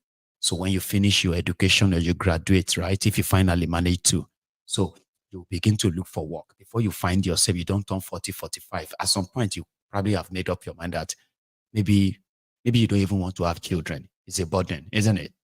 Now, they've shaped your life in a way that by the time you soji, you don't enter 45. Now, whatever is now left, you see all these ladies, they are also taken. They will spoil them. They will damage them. And, mentally too, they will damage them mentally. They will come release them into the wild. Now, those ones, you come them jam them for Shiloh. They jam them for Holy Ghost Congress. You go, they jam them for choosing conference for singles, choosing conference for this or that. This is the part of the damage. If you no one protest before, your wife, if you are not married and you are 30, you are not married, you are 25, you don't get job, you don't get anything. The women that are supposed to become your wives, who are going to supposed to plan with you, think with you, plan the future with you, and them, all these criminals are using the stolen money to damage for you. That is enough for you. If you are a graduate, you don't get job, you never marry, you never born, and you're asking for what is the reason for us to protest.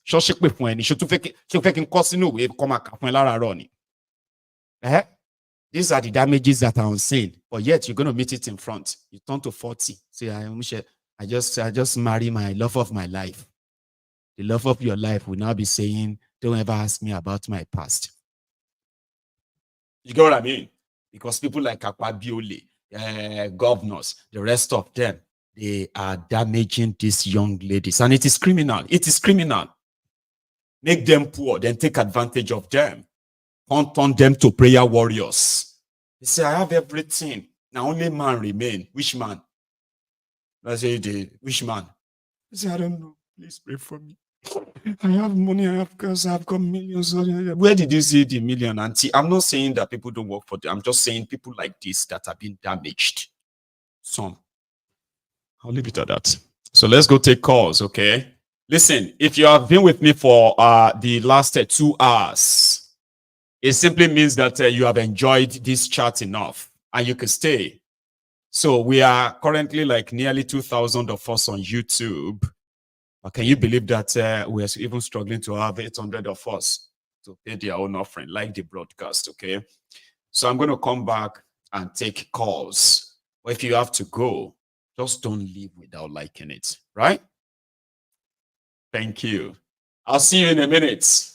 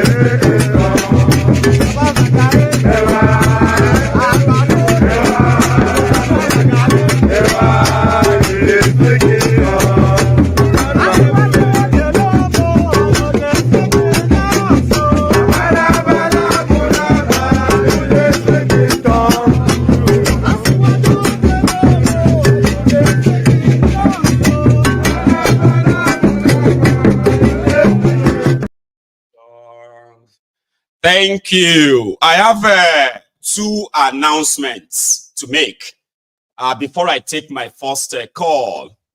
Ladies and gentlemen, today is the 22nd of July, which simply means that today marks it just 32 days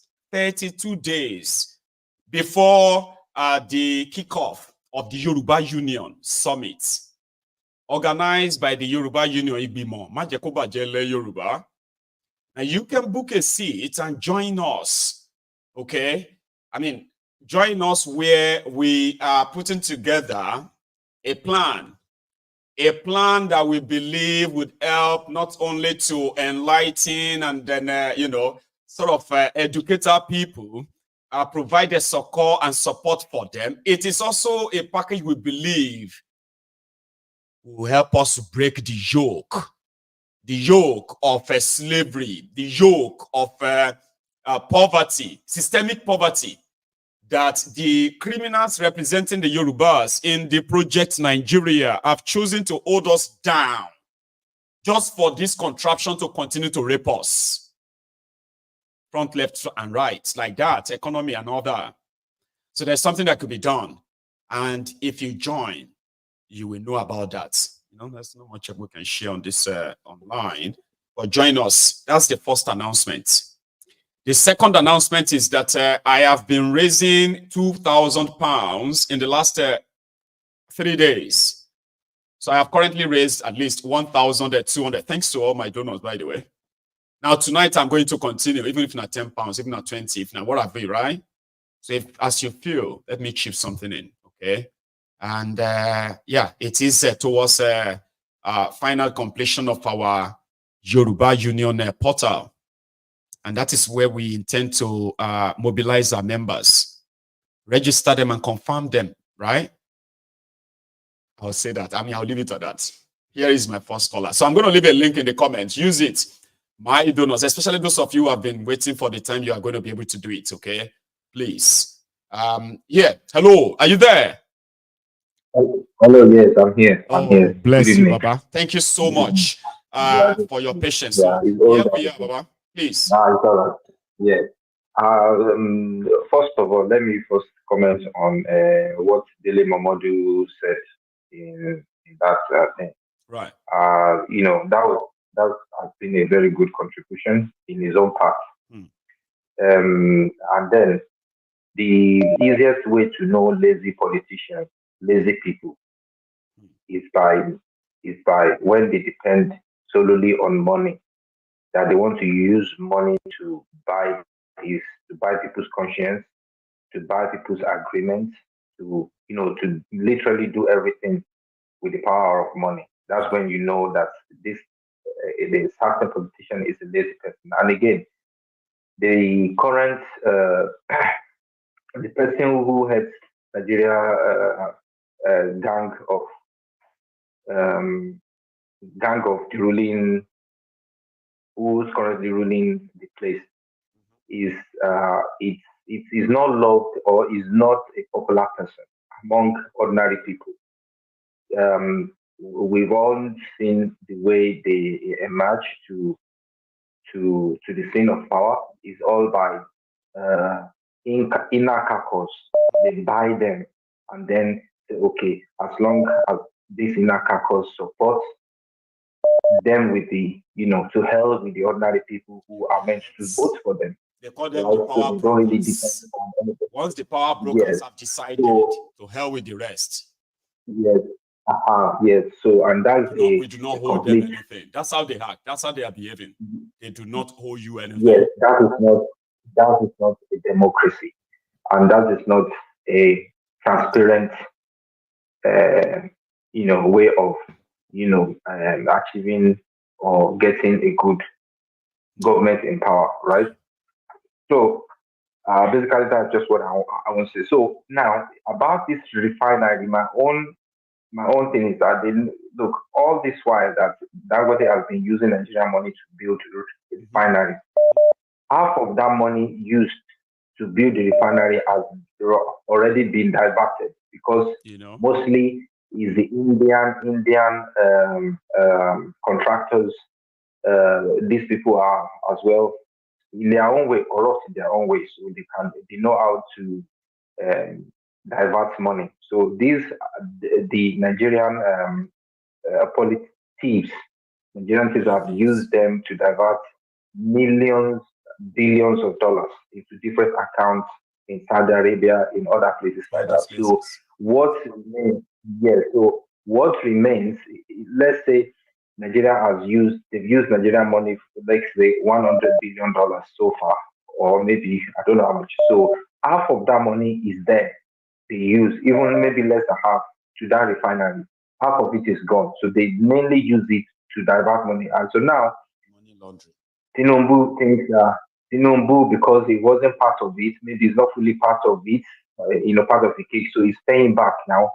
And I know he's going to bite his ass because essentially what Thiefnubu wants is just to get his own share, get his own part, feel like, he's in charge again. Be in control. Like, come on, everything that happened before me, I'm canceling all of them. You have to carve my own space into it. But they said he's been given 13%. True or false, we don't know. Because Zanga didn't even tell us, wow, Nigeria, their 20% shares suddenly dropped to 7%. Like how? He didn't see anything. So, he didn't sell the shares or what happened, right? Where is the money? No explanation. I wonder, So I wonder why all this is coming to light now. So we should be very careful. We should be mindful of not allowing these people to divert our attention from the real thing, because this is what they know how to do most. Thank you so much, so, Baba. So when we have to go out, come out, we will do our own part to support them. Yes. Block them in every way we can. People shouldn't be, seen, vandalizing or whatever. We just want them to gather and start shouting their points of, what they need change for. Yes. Their demand. And then, and then they should camp there. That would be their permanent home for the next, maybe 1 month or so there, until these people maybe decide to become brutal or whatever. So then a course of action will now take place. What was the next, to do. So please, let's encourage people. Not Thank you so much. Okay. As usual. God bless you. Nice one. Thank you. I have another caller on the line. And as usual, I'm going to be reminding you to please use the number that we have now to our own advantage. Like the broadcast. Share it as well. Yeah. Hello. Yeah, hello. Maiyegun. This is Carlo from London. Say that again. This is Carlo from London. Carlo from London. How are you today, man? Yeah, I'm fine, thank you. Class. I'm gonna go back. I always call to tell you one thing. Yeah, like I said last time I called, I said the election will probably be the main precursor to the whole mayhem that's gonna happen. There was somebody that called a few days ago that said the diaspora need to donate money to sustain the revolution for 30 days. I think one of your old program I watch. So my whole theory has always been, the riot that's gonna start is gonna start from Middle Belt. And if you listen to what this guy that died, the former, I forgot exactly, it was from Middle Belt, the guy that was saying the Boko Haram were planning to do something in next 2 or 3 years when Buhari was still president. I remember his name just Melafia. Off my head now. Melafia. Yeah, God bless you.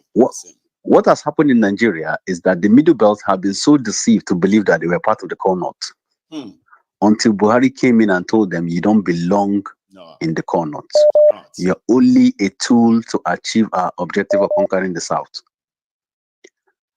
And the second biggest mistake that happened in Nigeria was to move the capital from Lagos to Abuja, thinking that they are trying to develop themselves, but they ended up opening the eyes of the Middle Belt.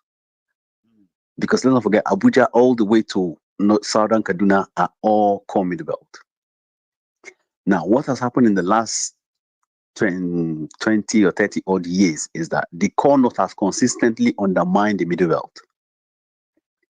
To the point where, when it goes to the point where the Middle Belt should nominate somebody to go with Kolu, they told them that a Christian cannot follow Kolu.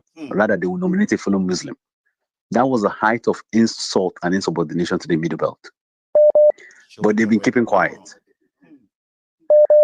Now, what is going to happen? I feel that, like I said, Edo is a melting pot between the south and the north, because some part of Edo will link to the southwest, southeast, and Middle Belt.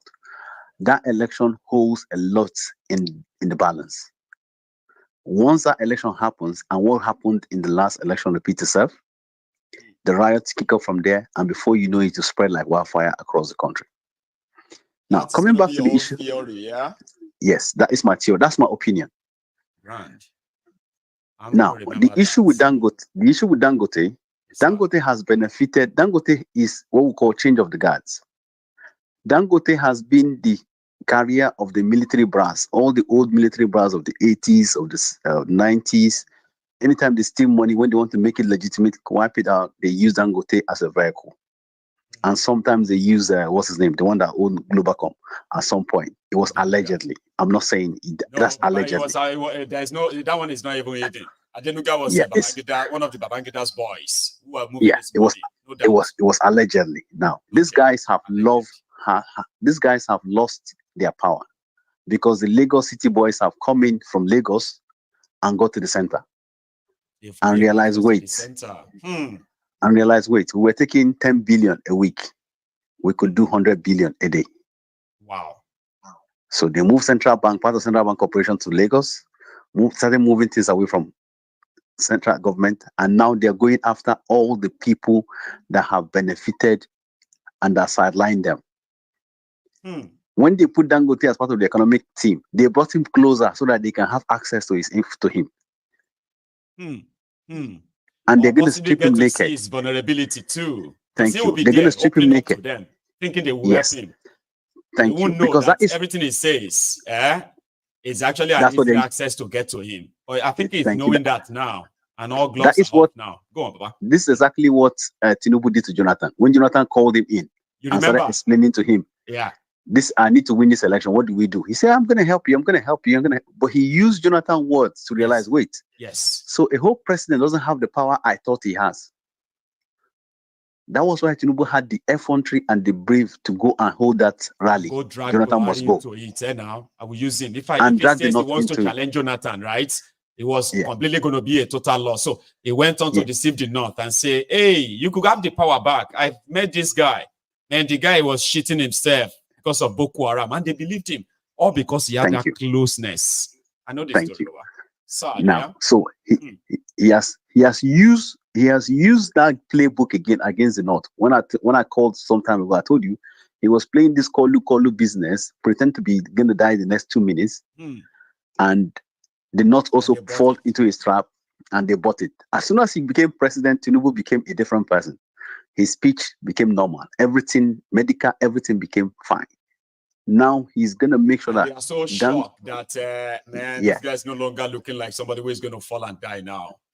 Thank you. Like you said, in the last 20 years, you can count how many times Dangote has appeared on TV. But in the last 1 month, he has appeared in TV more than those times. What is happening now is Thiefnubu is saying those generals that used to back you, they are no longer in power. I've retired all their boys from the army. I've put in all my boys to control those army, all the military now. If you mess up, I will deal with your boss and I'll deal with you.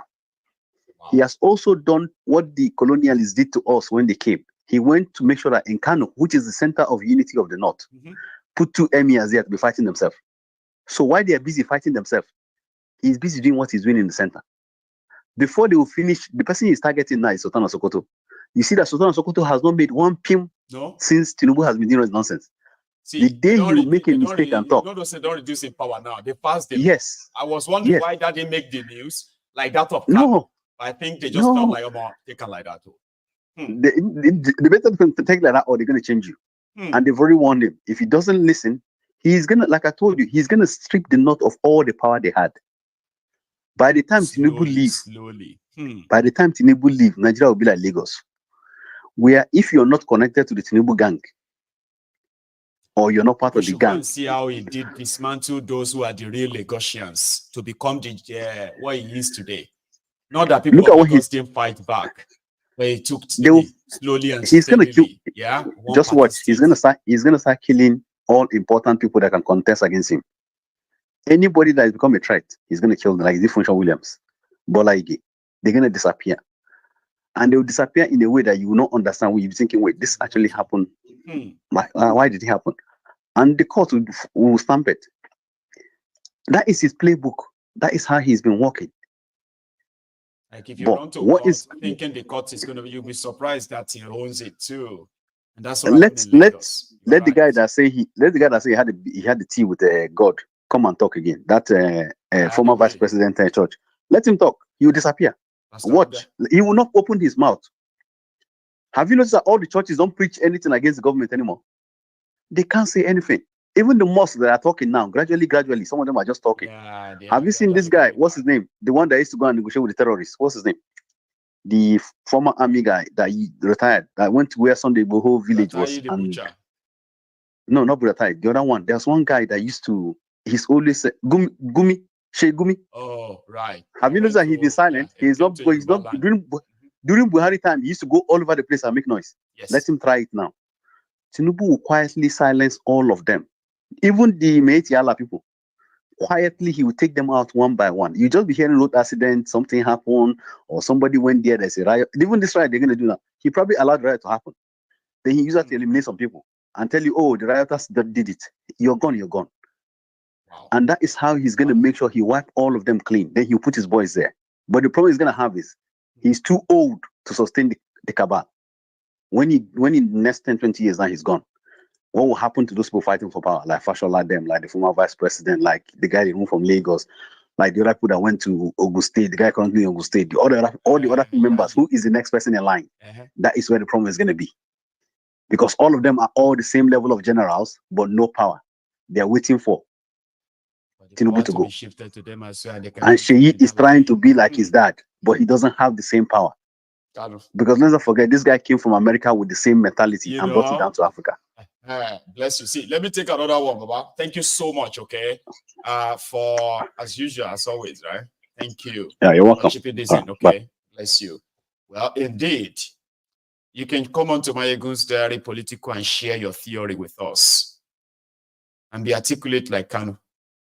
When I say articulate, I mean, say clear enough that we can easily know that you know what you are talking about. And then, yeah, we can keep it in our own sort of archive and watch out for things, see how things play out. And once they begin to kind of act out that same way, we say, oh, I remember, that's from Kalu. Yeah. See, we are just about 70 of us, 70 likes away from 1,000. So you probably should, if you haven't really liked yourself, like the broadcast yet, okay? I think you should while we listen to this call. Hello. Hello, sir. My General. Oh, Onanuga. Brother, how are you? Yeah, this is I'm fine. Thank you, sir. How are you, sir? I'm very well. Oh, thanks so much for asking. Please. How is family? Hope everybody is fine. We thank God, though. How is yours? We bless God. We keep pushing. Yeah, General, my own contribution. The last caller made a very vital point. Yeah, his point was very clear, you know. But my own contribution comes from, you know, I want to use this medium to plead the Nigerian youth. They should not let us down. This 29th protest of this month, they should not back down until our demands are met. Because Thiefnubu may be in charge. He may be in charge, but the people actually made him president, even if we didn't vote for him. Hope you can hear me. Yeah, I can, loud and clear. Continue. Yeah, yes, even if we didn't vote for him, he took our vote. He rigged himself in because of our vote. Yes, he rigged himself in because of our vote. So without the vote of the people, there is no way he would be there. So the people actually made him president indirectly. They didn't vote for him. So we can actually take back the vote. It's possible. It's possible. Togetherness with trust and determination. There should be no leader. I don't even support this protest that they should have a leader, because if the protest there's a leader, the government can buy the leader out, just like the way they bought this Labour chairman, Ajero, and then the other guy. If Nigerian youth want to make something out of this protest, they should not have any leader say this is our leader. Everybody should just mobilize their demands with determination. They begin to see those demands being met, right? What's leader? Why yes, because you know, leader for what? Yes, you know, General, you know, Thiefnubu is a drug cartel lord. He knows how to play a game when it comes to leader and all this cartel stuff. The moment Thiefnubu found out that these people have a leader, they have a person that they listen to, he will come for that person. Maybe 2, maybe 3, maybe 4 people, he will buy them off. So that is my own contribution. They should not back down until they should not be emphasizing on leaders, the leader this, leader that. Okay, articulate your demands, organize yourselves, and go out there. Yes, determination. Who can achieve this thing? It's not too much. So much, Paula. Even 1 month is even too much. 3 weeks, they'll be begging us. Just 3 weeks. We shall see. Baba, thank you so much. Thank you so much for what you do. Thank you so much. May God and you too. To bless you. And you too. Thanks a lot. So I'll take another one. And I'm gonna quickly just go say a big thank you to this my first donor tonight. I got my first 20 pounds tonight, and that is coming from Nifat. I won't put the second name, you know yourself. So thank you so much for that your generosity. Here is the Prince Gentleman, representing IPOB for life. That's him. How are you today, Baba?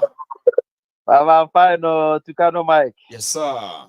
Here we are again tonight, and it seems like I did some throwbacks. There are some people who are seated there watching this tonight who have never heard about or seen some of these throwbacks. Are just like, oh my God, how could they do that to us? Well, that's Nigeria. That's how we live. The Prince. That's it, Baba. Well done. Thank you. You are doing a great job. Thank you. You are doing a great job, Eshegon. Bless you. Yeah, Baba, I called to talk about this Dangote. Someone, a lady called in the afternoon. She was like trying to do PRO for Dangote. Are you hearing me, sir? I'm with you. Okay, so she was kind of doing PRO for her for him indirectly. You know, it's quite unfortunate that people don't. And she even said that she resides in UK. You know, she does, and she's trying to compare shithole with UK setting. Shithole Nigeria, Africa. You know, Dangote, in case for her, we are talking about Ibeto. Because Ibeto destruction of Dangote monopoly. Why Ibeto was pronounced is because he's a big fish. Okay, there are other businesses that smaller businesses that are not as big as Ibeto. Exactly. Also, tell us that people don't know. For instance, Dangote have to gang up when he wanted to bring pasta into the market of Nigeria. You know, he has to gang up so that the newspaper, the press will publish that Indomino is killing people. I don't know if you people remember. I think I remember when they said Indomie was killing people. Exactly. I remember that one. He took that godly woman that they let her because of her great work. They let her kill that woman. Well, is it Dora Kunle? You know, he took that woman as a woman of God to come out and eating domino. She was, I think, NAFDAC leader then. Which woman was that? We're talking about Dora. Dora Kunle, yes. And now she was the director of NAFDAC now. Which one is you think? That's exactly what we knew about her. The NAFDAC. Dora, the great Dora.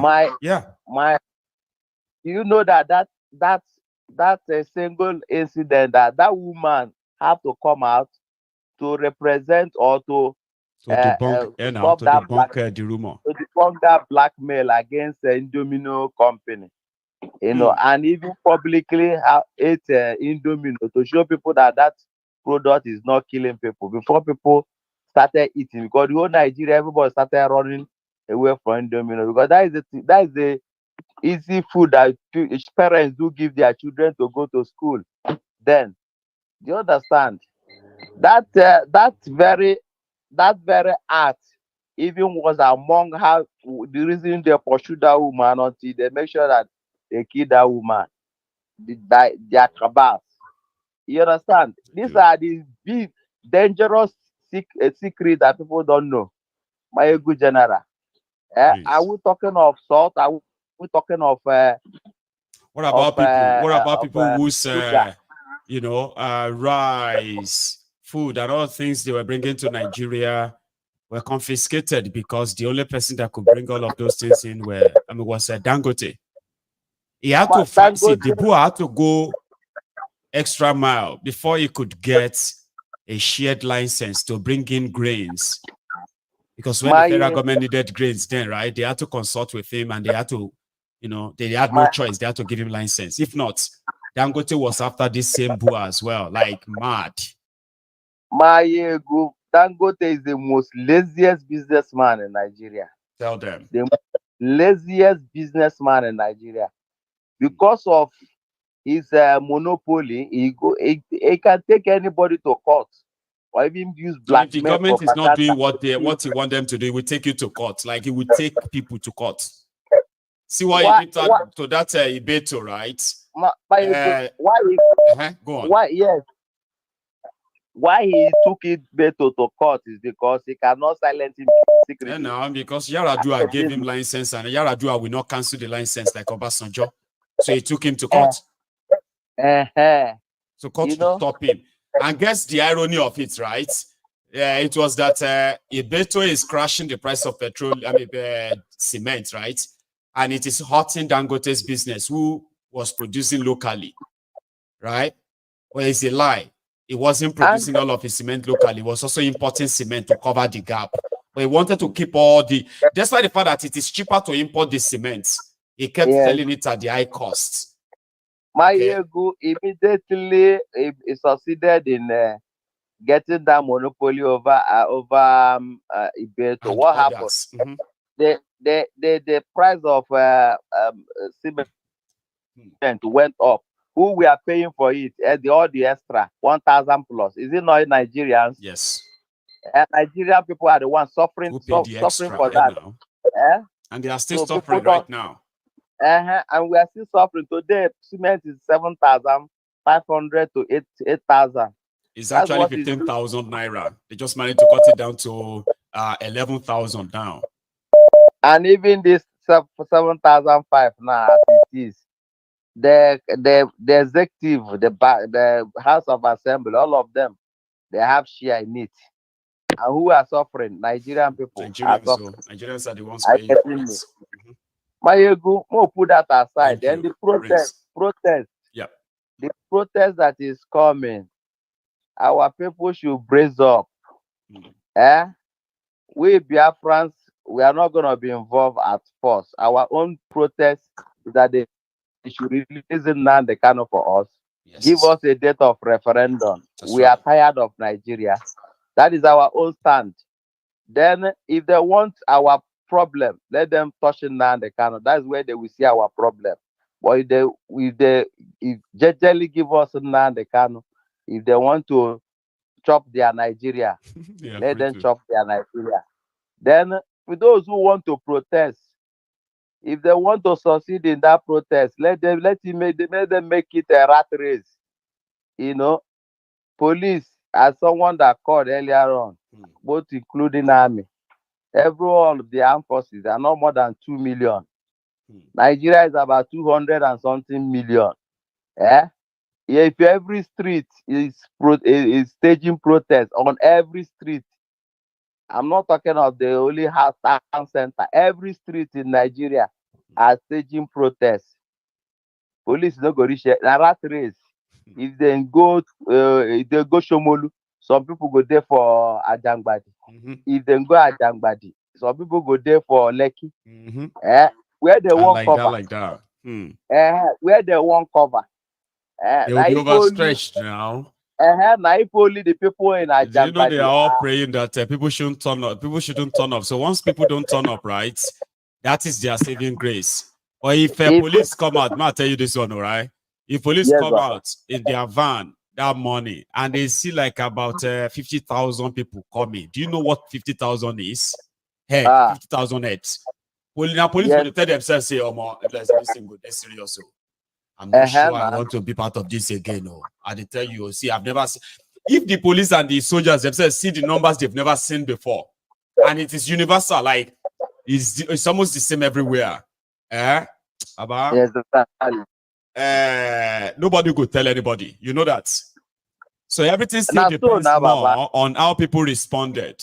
Or sorry, how people respond, rather. Okay. So their response will determine if the police will flex muzzle or they go pick race. It's 2 ways.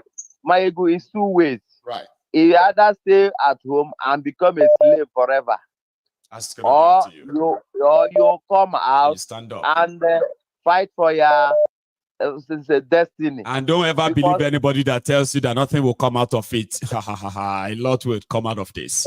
Some of those people you see today, they will lose their job. A lot will change. Maiyegun, if you are a mom or your pastor tell you that you shouldn't protest, start the protest on their head first.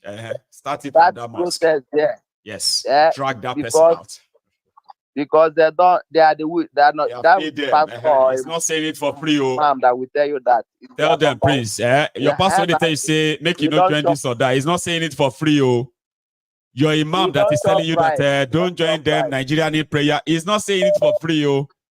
Everybody don't collect their own rabba. Now only few of them get mind to talk in public and to face you. They say nonsense. That's nonsense. Prince. Maiyegun, do you know why there are many fake pastors in all these big churches? It's because of the time of election. That is the reason why most of them, you see them hiding, like where Osibanjo is here and redeem. Or they was the other one that is what is his name? Is it Bayo or what? The other one. Bayo Onanuga. You see all those fake pastors. They are there because of their political gain. So it's all those kind of people that will come, they will give them mic. Imagine Femi Adesina as a first square pastor, and person go in front of him, they listen. Please, let me take another one, okay? Thanks so much. Yeah, my people, respect. Thank you. God bless you. Prince Jejeman. See, again, I am pleading with you because, listen, we only have just about 20 more minutes to go. 20 minutes to go. And that simply means after that, if you haven't really liked this and all that, you can't anymore, sadly. I mean, probably you won't want to come back and do that. So please do that now, because after this caller, I may probably be having just 1 or 2 more calls, and that will be us. Here, hello. Good evening from here. Good evening. Good evening, sir. How are you? You know, I fine, my brother. I just want to say something about the girl that came out to defend herself. I think it's very stupid of her to come out to defend herself. Which girl is that? You mean Dakore, the actress? Yes, Ababio is have a history of women, and that is his problem. They say him be e-goats. People will call Buko. Yeah, that's why you see him whenever he sit down there at the chamber, he will be laughing like stupid person and behaving like fool. You know, he's a womanizer. So all those girls, if you see what this lover posted, all those girls, those pictures there, don't check their lifestyle. You can't fight any company. You know, we are living in a Western world. You know, we know what it takes for somebody to achieve those things. And these girls, they don't have companies. They are driving Range Rover 2024. So who is bankrolling all those things? She's stupid. She's very, very stupid to come out to debunk it. She could have been kept quiet. I know that a lot of them now. Yeah, a lot of them now, their marriage is shaking, but their husbands know their rules because men are not mugu. We know that we know when you're with your wife or your girlfriend, you know how capacity, you know what she can do and what she cannot do. Things are not really right. Yes, yes. So she just calling. She just want to sort of gather sympathy by saying my family, I'm this, I'm that. Nonsense. She could have went inside and kept her cool because this thing will go. We know Abio. I have a long list now. You know, so another thing is this Dangote issue. Thank you so much, Maiyegun, for posting that eBay to stuff. That eBay to happen around 1999 during Obasanjo. You know, many people don't know why cement price is going up in Nigeria. eBay is still paying workers in that factory till tomorrow. He's still paying workers. So Dangote, they just shut him down. Yes, he's still paying workers there now. Yes, the machine. There's a machine there that came in that he wanted to use for production. That machine, if you don't run that machine, it will spoil. So he's paying millions to run that machine, although he's not producing anything there. And he passed all the categories to make a factory in that place. Where the toxin built for the one he built in Port Harcourt, right? It in Port Harcourt, yeah. It generates its own electricity, 145 megawatts. Everything, and he's still paying, and he's still running it till tomorrow, paying money to staffs. So Dangote, they just gave him one hand. He started shaking. Dangote, 2006, 2007, Dangote personally made himself chief chairman of task force that disturb people bringing rice in from Cotonou. Go and ride from border, Badagry border. Dangote personally, he stand at border with immigration. That's why rice is where it is today. What is rice? Is rice our food? When you go to Chinese restaurant, rice is free. The only thing that you pay for is the sauce. Why must we pay for rice? That is nothing. But Dangote shut everybody down just because of this 20 billion naira dollars refinery. He's dying already. His hair is full of white, gray hair everywhere. I think he's more stressed in the last 6 months of his life than the last 60 years of his life. Dangote went to Niger Sem, where Ibeto also wanted to, in Abakaleke, he closed that one. He wanted to buy it. Dangote, those little things they did to him. What about, like Prince Gentleman said, what about other businesses that cannot stand this marginalization? And he's crying. This Nigeria has happened to him, like we used to say. All those people that are blocking him. But my own is that this, like Mr. Carlos said, these guys are not going to spend 20 years more. All those that fought war, Abu Salam is using walking stick now. Bangida is on wheelchair, steady wheelchair. Many of them, they are all going close to their grave. But what happened to those people that are waiting for them? We are going to eat them raw. You know, so Nigeria is another time bomb waiting to explode. If this protest did not hold, but they are trying everything to put it down. But I tell you, Nigeria will not last more than 5 years anymore. Good, thank you, Maiyegun. That's what my submission tonight. Thank you. Well, that's some prediction there. Anyway, thanks to every one of you once again. Everyone who is with us on the platform this evening, including those of you who are now kind of, I don't know who shared this. Somehow we have some of our guys who are some of our viewers rushing in from Twitter or X. I see I have the line open where we can still take one more call. Yeah, I think we can. Now, if you haven't really pay your own offering, which is app like this and share it. Sharing is caring, they say. So share this, like it, invite or let those who should see it. Thank you so much. Now I have one singular okay, I see announcements. I'll just say thank you. Okay, so I got another donation. I've got £50 from Abi Adekunle. Yeah, is that all right? Thank you so much to you as well. Here is another caller that will likely be our last caller tonight. Let's see the time. Hello, Maiyegun Baba. Yes, sir. DJ from London, Baba. DJ, how are you this evening? Yeah, Baba. I'm good, thank you. Grant, please. Yeah, I just want to like keep in one or two things, and well, today it's all about Reno. It's about Reno tonight. Okay.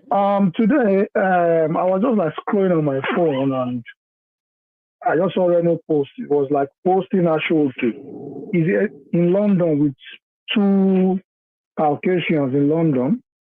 Okay. So it was like, oh, Nigeria is loved. Nigeria is so loved. Everyone loved Ashoke of the Nigerian Ashoke. And as I made a comment like, look, Ashoke is meant for the Yoruba English, not for Nigeria. No. That Nigeria is not a country, it's a fake country created by the British, and you are part of the political puppet, working for your political puppet, yeah, in Nigeria. That's right. Baba, you know, take 2 minutes, you don't block me straight. I say they do. You know, say the guy get mental problem too. Some of you know this, and you kept going there to come out to go and provoke him. Reno is broken. He's mental. Hypocrite. He's hypocrite, Gideon Reno. I don't even think it's hypocrisy, but mental disorder. Here you get now. Mental disorder. I read something that somebody shared from him as well. You know that when Joe Biden pulled out of the presidential race yesterday, right? Reno Mokri posted that this was what Peter Obi should have done. Yeah, I saw that post. 2023. What Joe Biden did. I was like, how do people react to that? Reno lives in London. His story is long, okay? And as we have read, as long as Elon Musk pays, Peter Obi will feed him. So I've read ridiculous take from him, and I just kind of, I actually block him myself. For the sake of really? All of you, they try. Okay, so you blocked him. Yeah, I know they do. So you know, say me, and they pick what people are saying. So I am so lucky that he blocked me there, because I don't go to his post normally, Baba. But just today, I was just scrolling on my phone, and I just saw his post. I was like, what's the meaning of all this rubbish? So I tried to look, Nigeria is not a real country. It's a real place. It's not even up. He posted that picture with that caption within seconds, and I made my comment within seconds, and he blocked me within seconds. I was like, he posted me, but it all happened so fast, right? No, yeah. For some reason, it's just so unfortunate. What they are doing is really dangerous. Okay, usually it wouldn't be much if they are not. Even Dele Momodu, Baba said it's baiting people. Even Dele Momodu, was even confused. Like they were back and forth 2 days ago. I was exactly. And Dele Momodu was like, I didn't keep it below. There's a PDP. Someone will get that problem. He has that country is a crime scene, Baba. And about the protest coming up, Baba. Yeah, and they should all be careful for the celebrities, because they are going to come out, they can hijack the protest as well. If it come out, because they will come out and be drinking, eating, dancing, and most of the celebrities are being paid by the politicians to discourage the youth, to put fear on them. So we are seeing everything. So I hope they didn't listen, and everyone should go out and protest. But Baba, as for me, I'm not saying they should not go and protest. But Baba, for me, it is protest to end Nigeria. But Baba, protest to change things. It has to start somewhere. Here you get other things. Yeah, Baba. There are those who said they won't join until they begin to actually demand for the breakup of Nigeria. That's when they will join. I said, okay, everybody will still join. Right now, people are kind of saying what they are saying simply because of the past experiences, right? Is this just going to be a noise? After 2-3 days, we are going to be talking about it in the past tense and nothing achieved. I understand people say skepticism. Yeah. I also kind of appreciate people's optimism too. Okay, but nobody knows how it's gonna go. I'm only looking. But at least, I'm also looking forward to it anyway. You know what I mean? I'm looking forward to it. And then we'll see how it goes. Exactly. Nobody can change our own mind anymore. End Nigeria, Yoruba nation, Biafra, Arewa too is alive. Arewa, any country, Medo Republic, end Nigeria, Baba. Thank you, Baba. Good night, Baba. Thank you so much. Okay, and there we go. That would have been our last call, right? But I will take just one break, and then I'll take one more call, and that's us tonight. Again, let me say a very big thank you to this my two donor as well, and then to those of you who are still typing it. Okay, let me just take a break. Just use 2 minutes.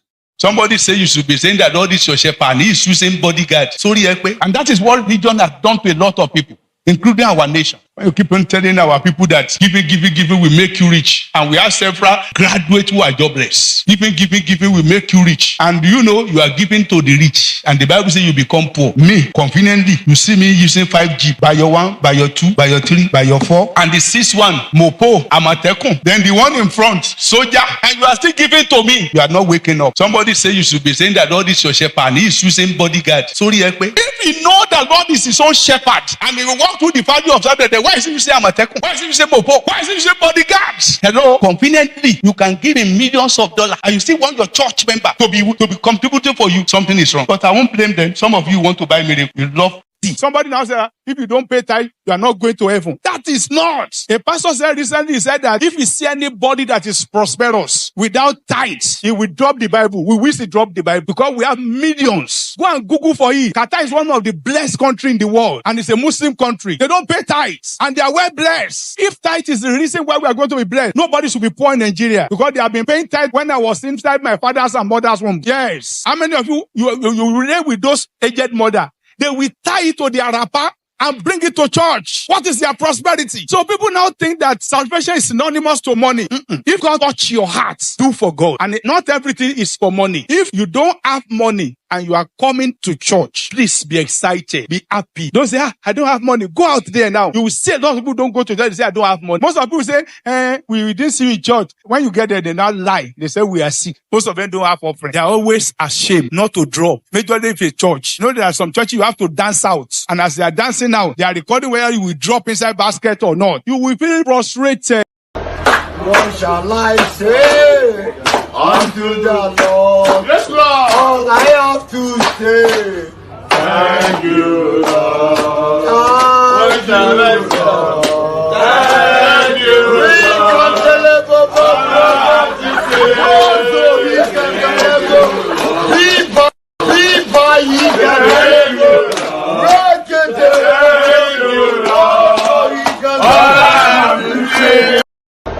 What shall I say? Hello there. Yes, sir. Hello. Air Force One. How are you today, sir? Baba, good evening. I'm all right. How have you been? Well, I'm very well. Oh. Yourself? I'm good. Right. Yeah, sorry. I tried to call in earlier during morning show. Even though I woke up late, I met you guys at the middle when the talk was get going. You are calling in, and your call is getting through at the tail end again. But lucky you made it. Baba. All right, yes, sir.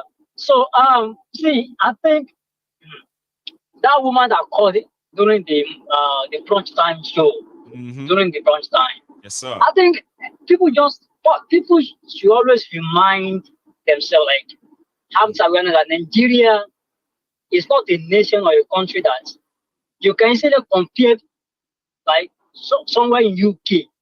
When you make the comparison between UK and Nigeria, how?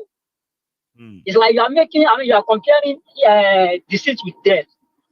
So, you cannot make a direct comparison in terms of economics, the way business are run. The environment doesn't accommodate business owners. Talking of small business, like people who are starting startups, they don't encourage anything over there. No. So, and I think that's why people should be very careful. And if we keep doing that, you're going to be stepping on toes. Like the way they step on Shams, I mean, like the way Shams reacted. I supported him. I mean, supported her. You know, because ego people, let me tell you, like, you know, when you are talking about Dangote this evening, I wasn't angry, but I was like, what's Maiyegun saying now that you feel for him? No, now, Maiyegun, whatever goes around, it comes around now. What goes Is he the only one? Comes around. Kamala Harris. Yes, sir. I mean, is Dangote the only one? How come Ibeto, what did they stop him? And if you also remember, he did a show. In a nutshell, right? He will come to Ekiti, must come with 2 hands. Abi? Which simply means that Clean hands, it is the hand you deal them that you will be dealt. Okay. I am with you. You're for I want that. Mm-hmm. Yeah, so you've been dining with devil all this while. What do you think will happen? At some point, the devil asked for, if the devil has been giving you maybe just a chicken, the devil ask you for your own personal head. You'll be sure. You have to get, it won't even ask for permission. It just takes it. Yeah. So you've been dining and whining with these people. You are the only one importing rice, sugar, cement, flour. Are you the only one? And they say the richest man. Let me tell you today, if that man Ibeto, I read this biography years ago. I don't remember everything I read back then, but if they have to start off from the scratch, Dangote will never meet up with that man. No chance. Without the quota system, I'm telling you. Money? No. Is that why he's screaming right now? He said they call him monopolist, right? He should go and compete. Baba no one compete. He said maybe they can't take the refinery. You don't want again. He can never compete with anybody.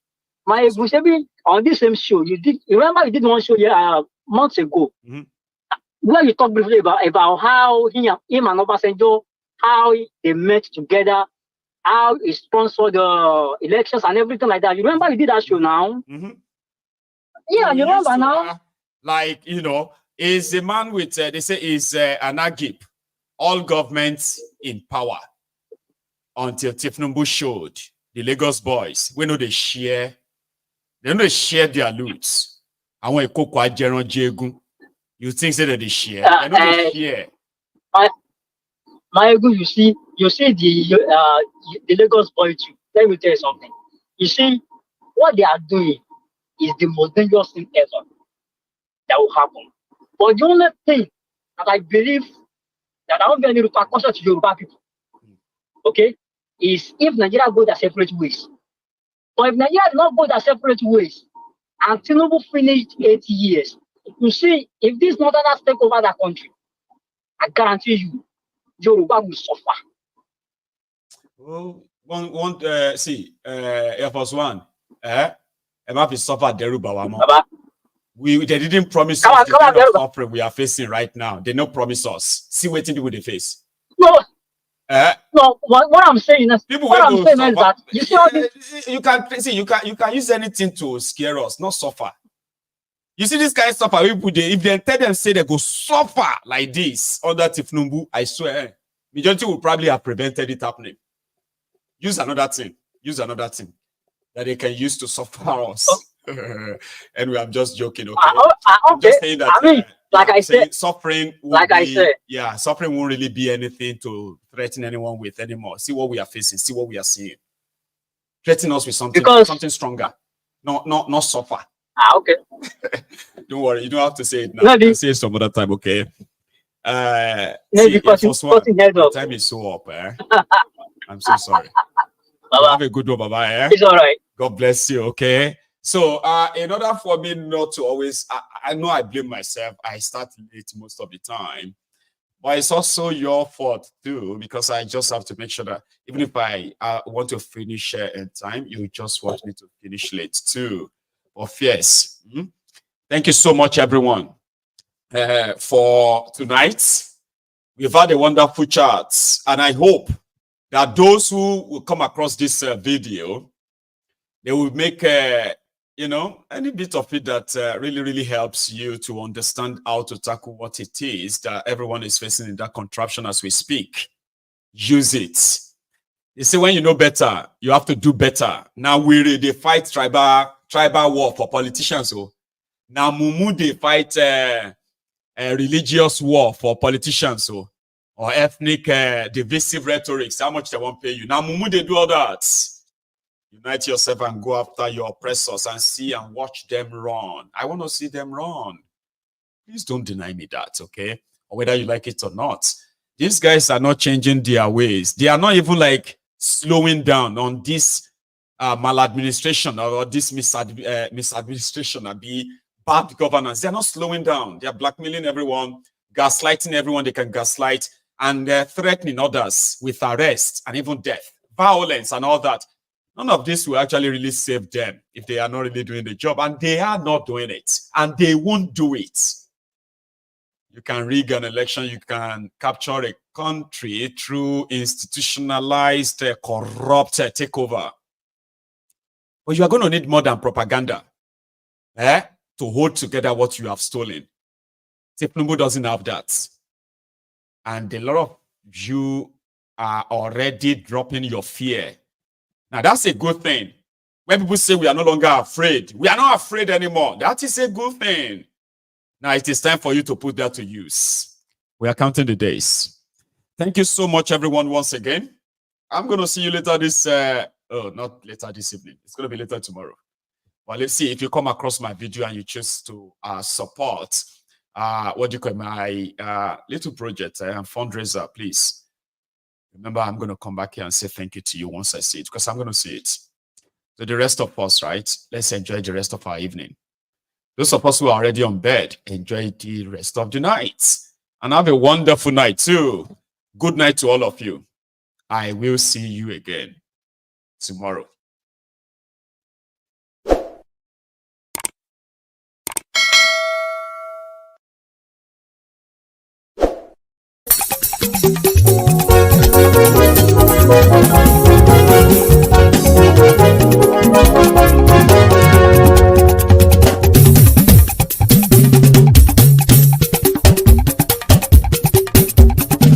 Maiyegun làwa mọ̀ làmọ̀ tó dòdòdò. Maiyegun Diary Maiyegun #1. Maiyegun làwa mọ̀ làmọ̀ tó dòdòdò. Maiyegun Diary Maiyegun #1. Maiyegun ti dé o ọ̀rẹ́ ará ìlú. Maiyegun Diary Maiyegun #1. Lórí Facebook lórí YouTube. Maiyegun Diary Maiyegun #1. Gbogbo bó ṣe ń lọ ni Maiyegun já wa sí. Maiyegun Diary Maiyegun #1. Àṣírí ọ̀jẹ̀lú kì í bò níbẹ̀ o. Maiyegun Diary Maiyegun #1. Bó bá ṣe eré àní Maiyegun máa wí. Maiyegun Diary Maiyegun #1. Ó sì tún ṣe eré wàá gbọ́ níbẹ̀ o. Maiyegun Diary Maiyegun #1. Maiyegun Diary Diary Politico. Maiyegun Diary Maiyegun #1. Godfatherism kò sí lọ́rọ̀ Maiyegun. Maiyegun Diary Maiyegun #1. Ẹ farabalẹ̀ sẹ́ o kẹgọ́rọ̀ lẹ́nu. Maiyegun Diary Maiyegun #1. Àní Maiyegun làwa mọ̀ tó dòdòdò. Maiyegun Diary Maiyegun #1.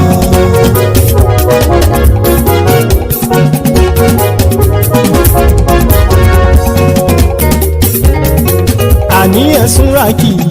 Maiyegun ti dé. Maiyegun ti dé. Ọ̀jẹ̀lú ẹ̀sùn rákì. Maiyegun ti dé. Àní ẹ̀sùn rákì. Maiyegun ti dé. Lórí Facebook. Maiyegun ti dé. Àní ẹ̀sùn rákì. Maiyegun ti dé. Lórí YouTube. Maiyegun ti dé. Àní ẹ̀sùn rákì. Maiyegun ti dé. Bọ́ bàbá gbé wúrẹ́. Maiyegun máa wí. Àní ẹ̀sùn rákì. Maiyegun ti dé. Ijó ìgbádìí yẹ.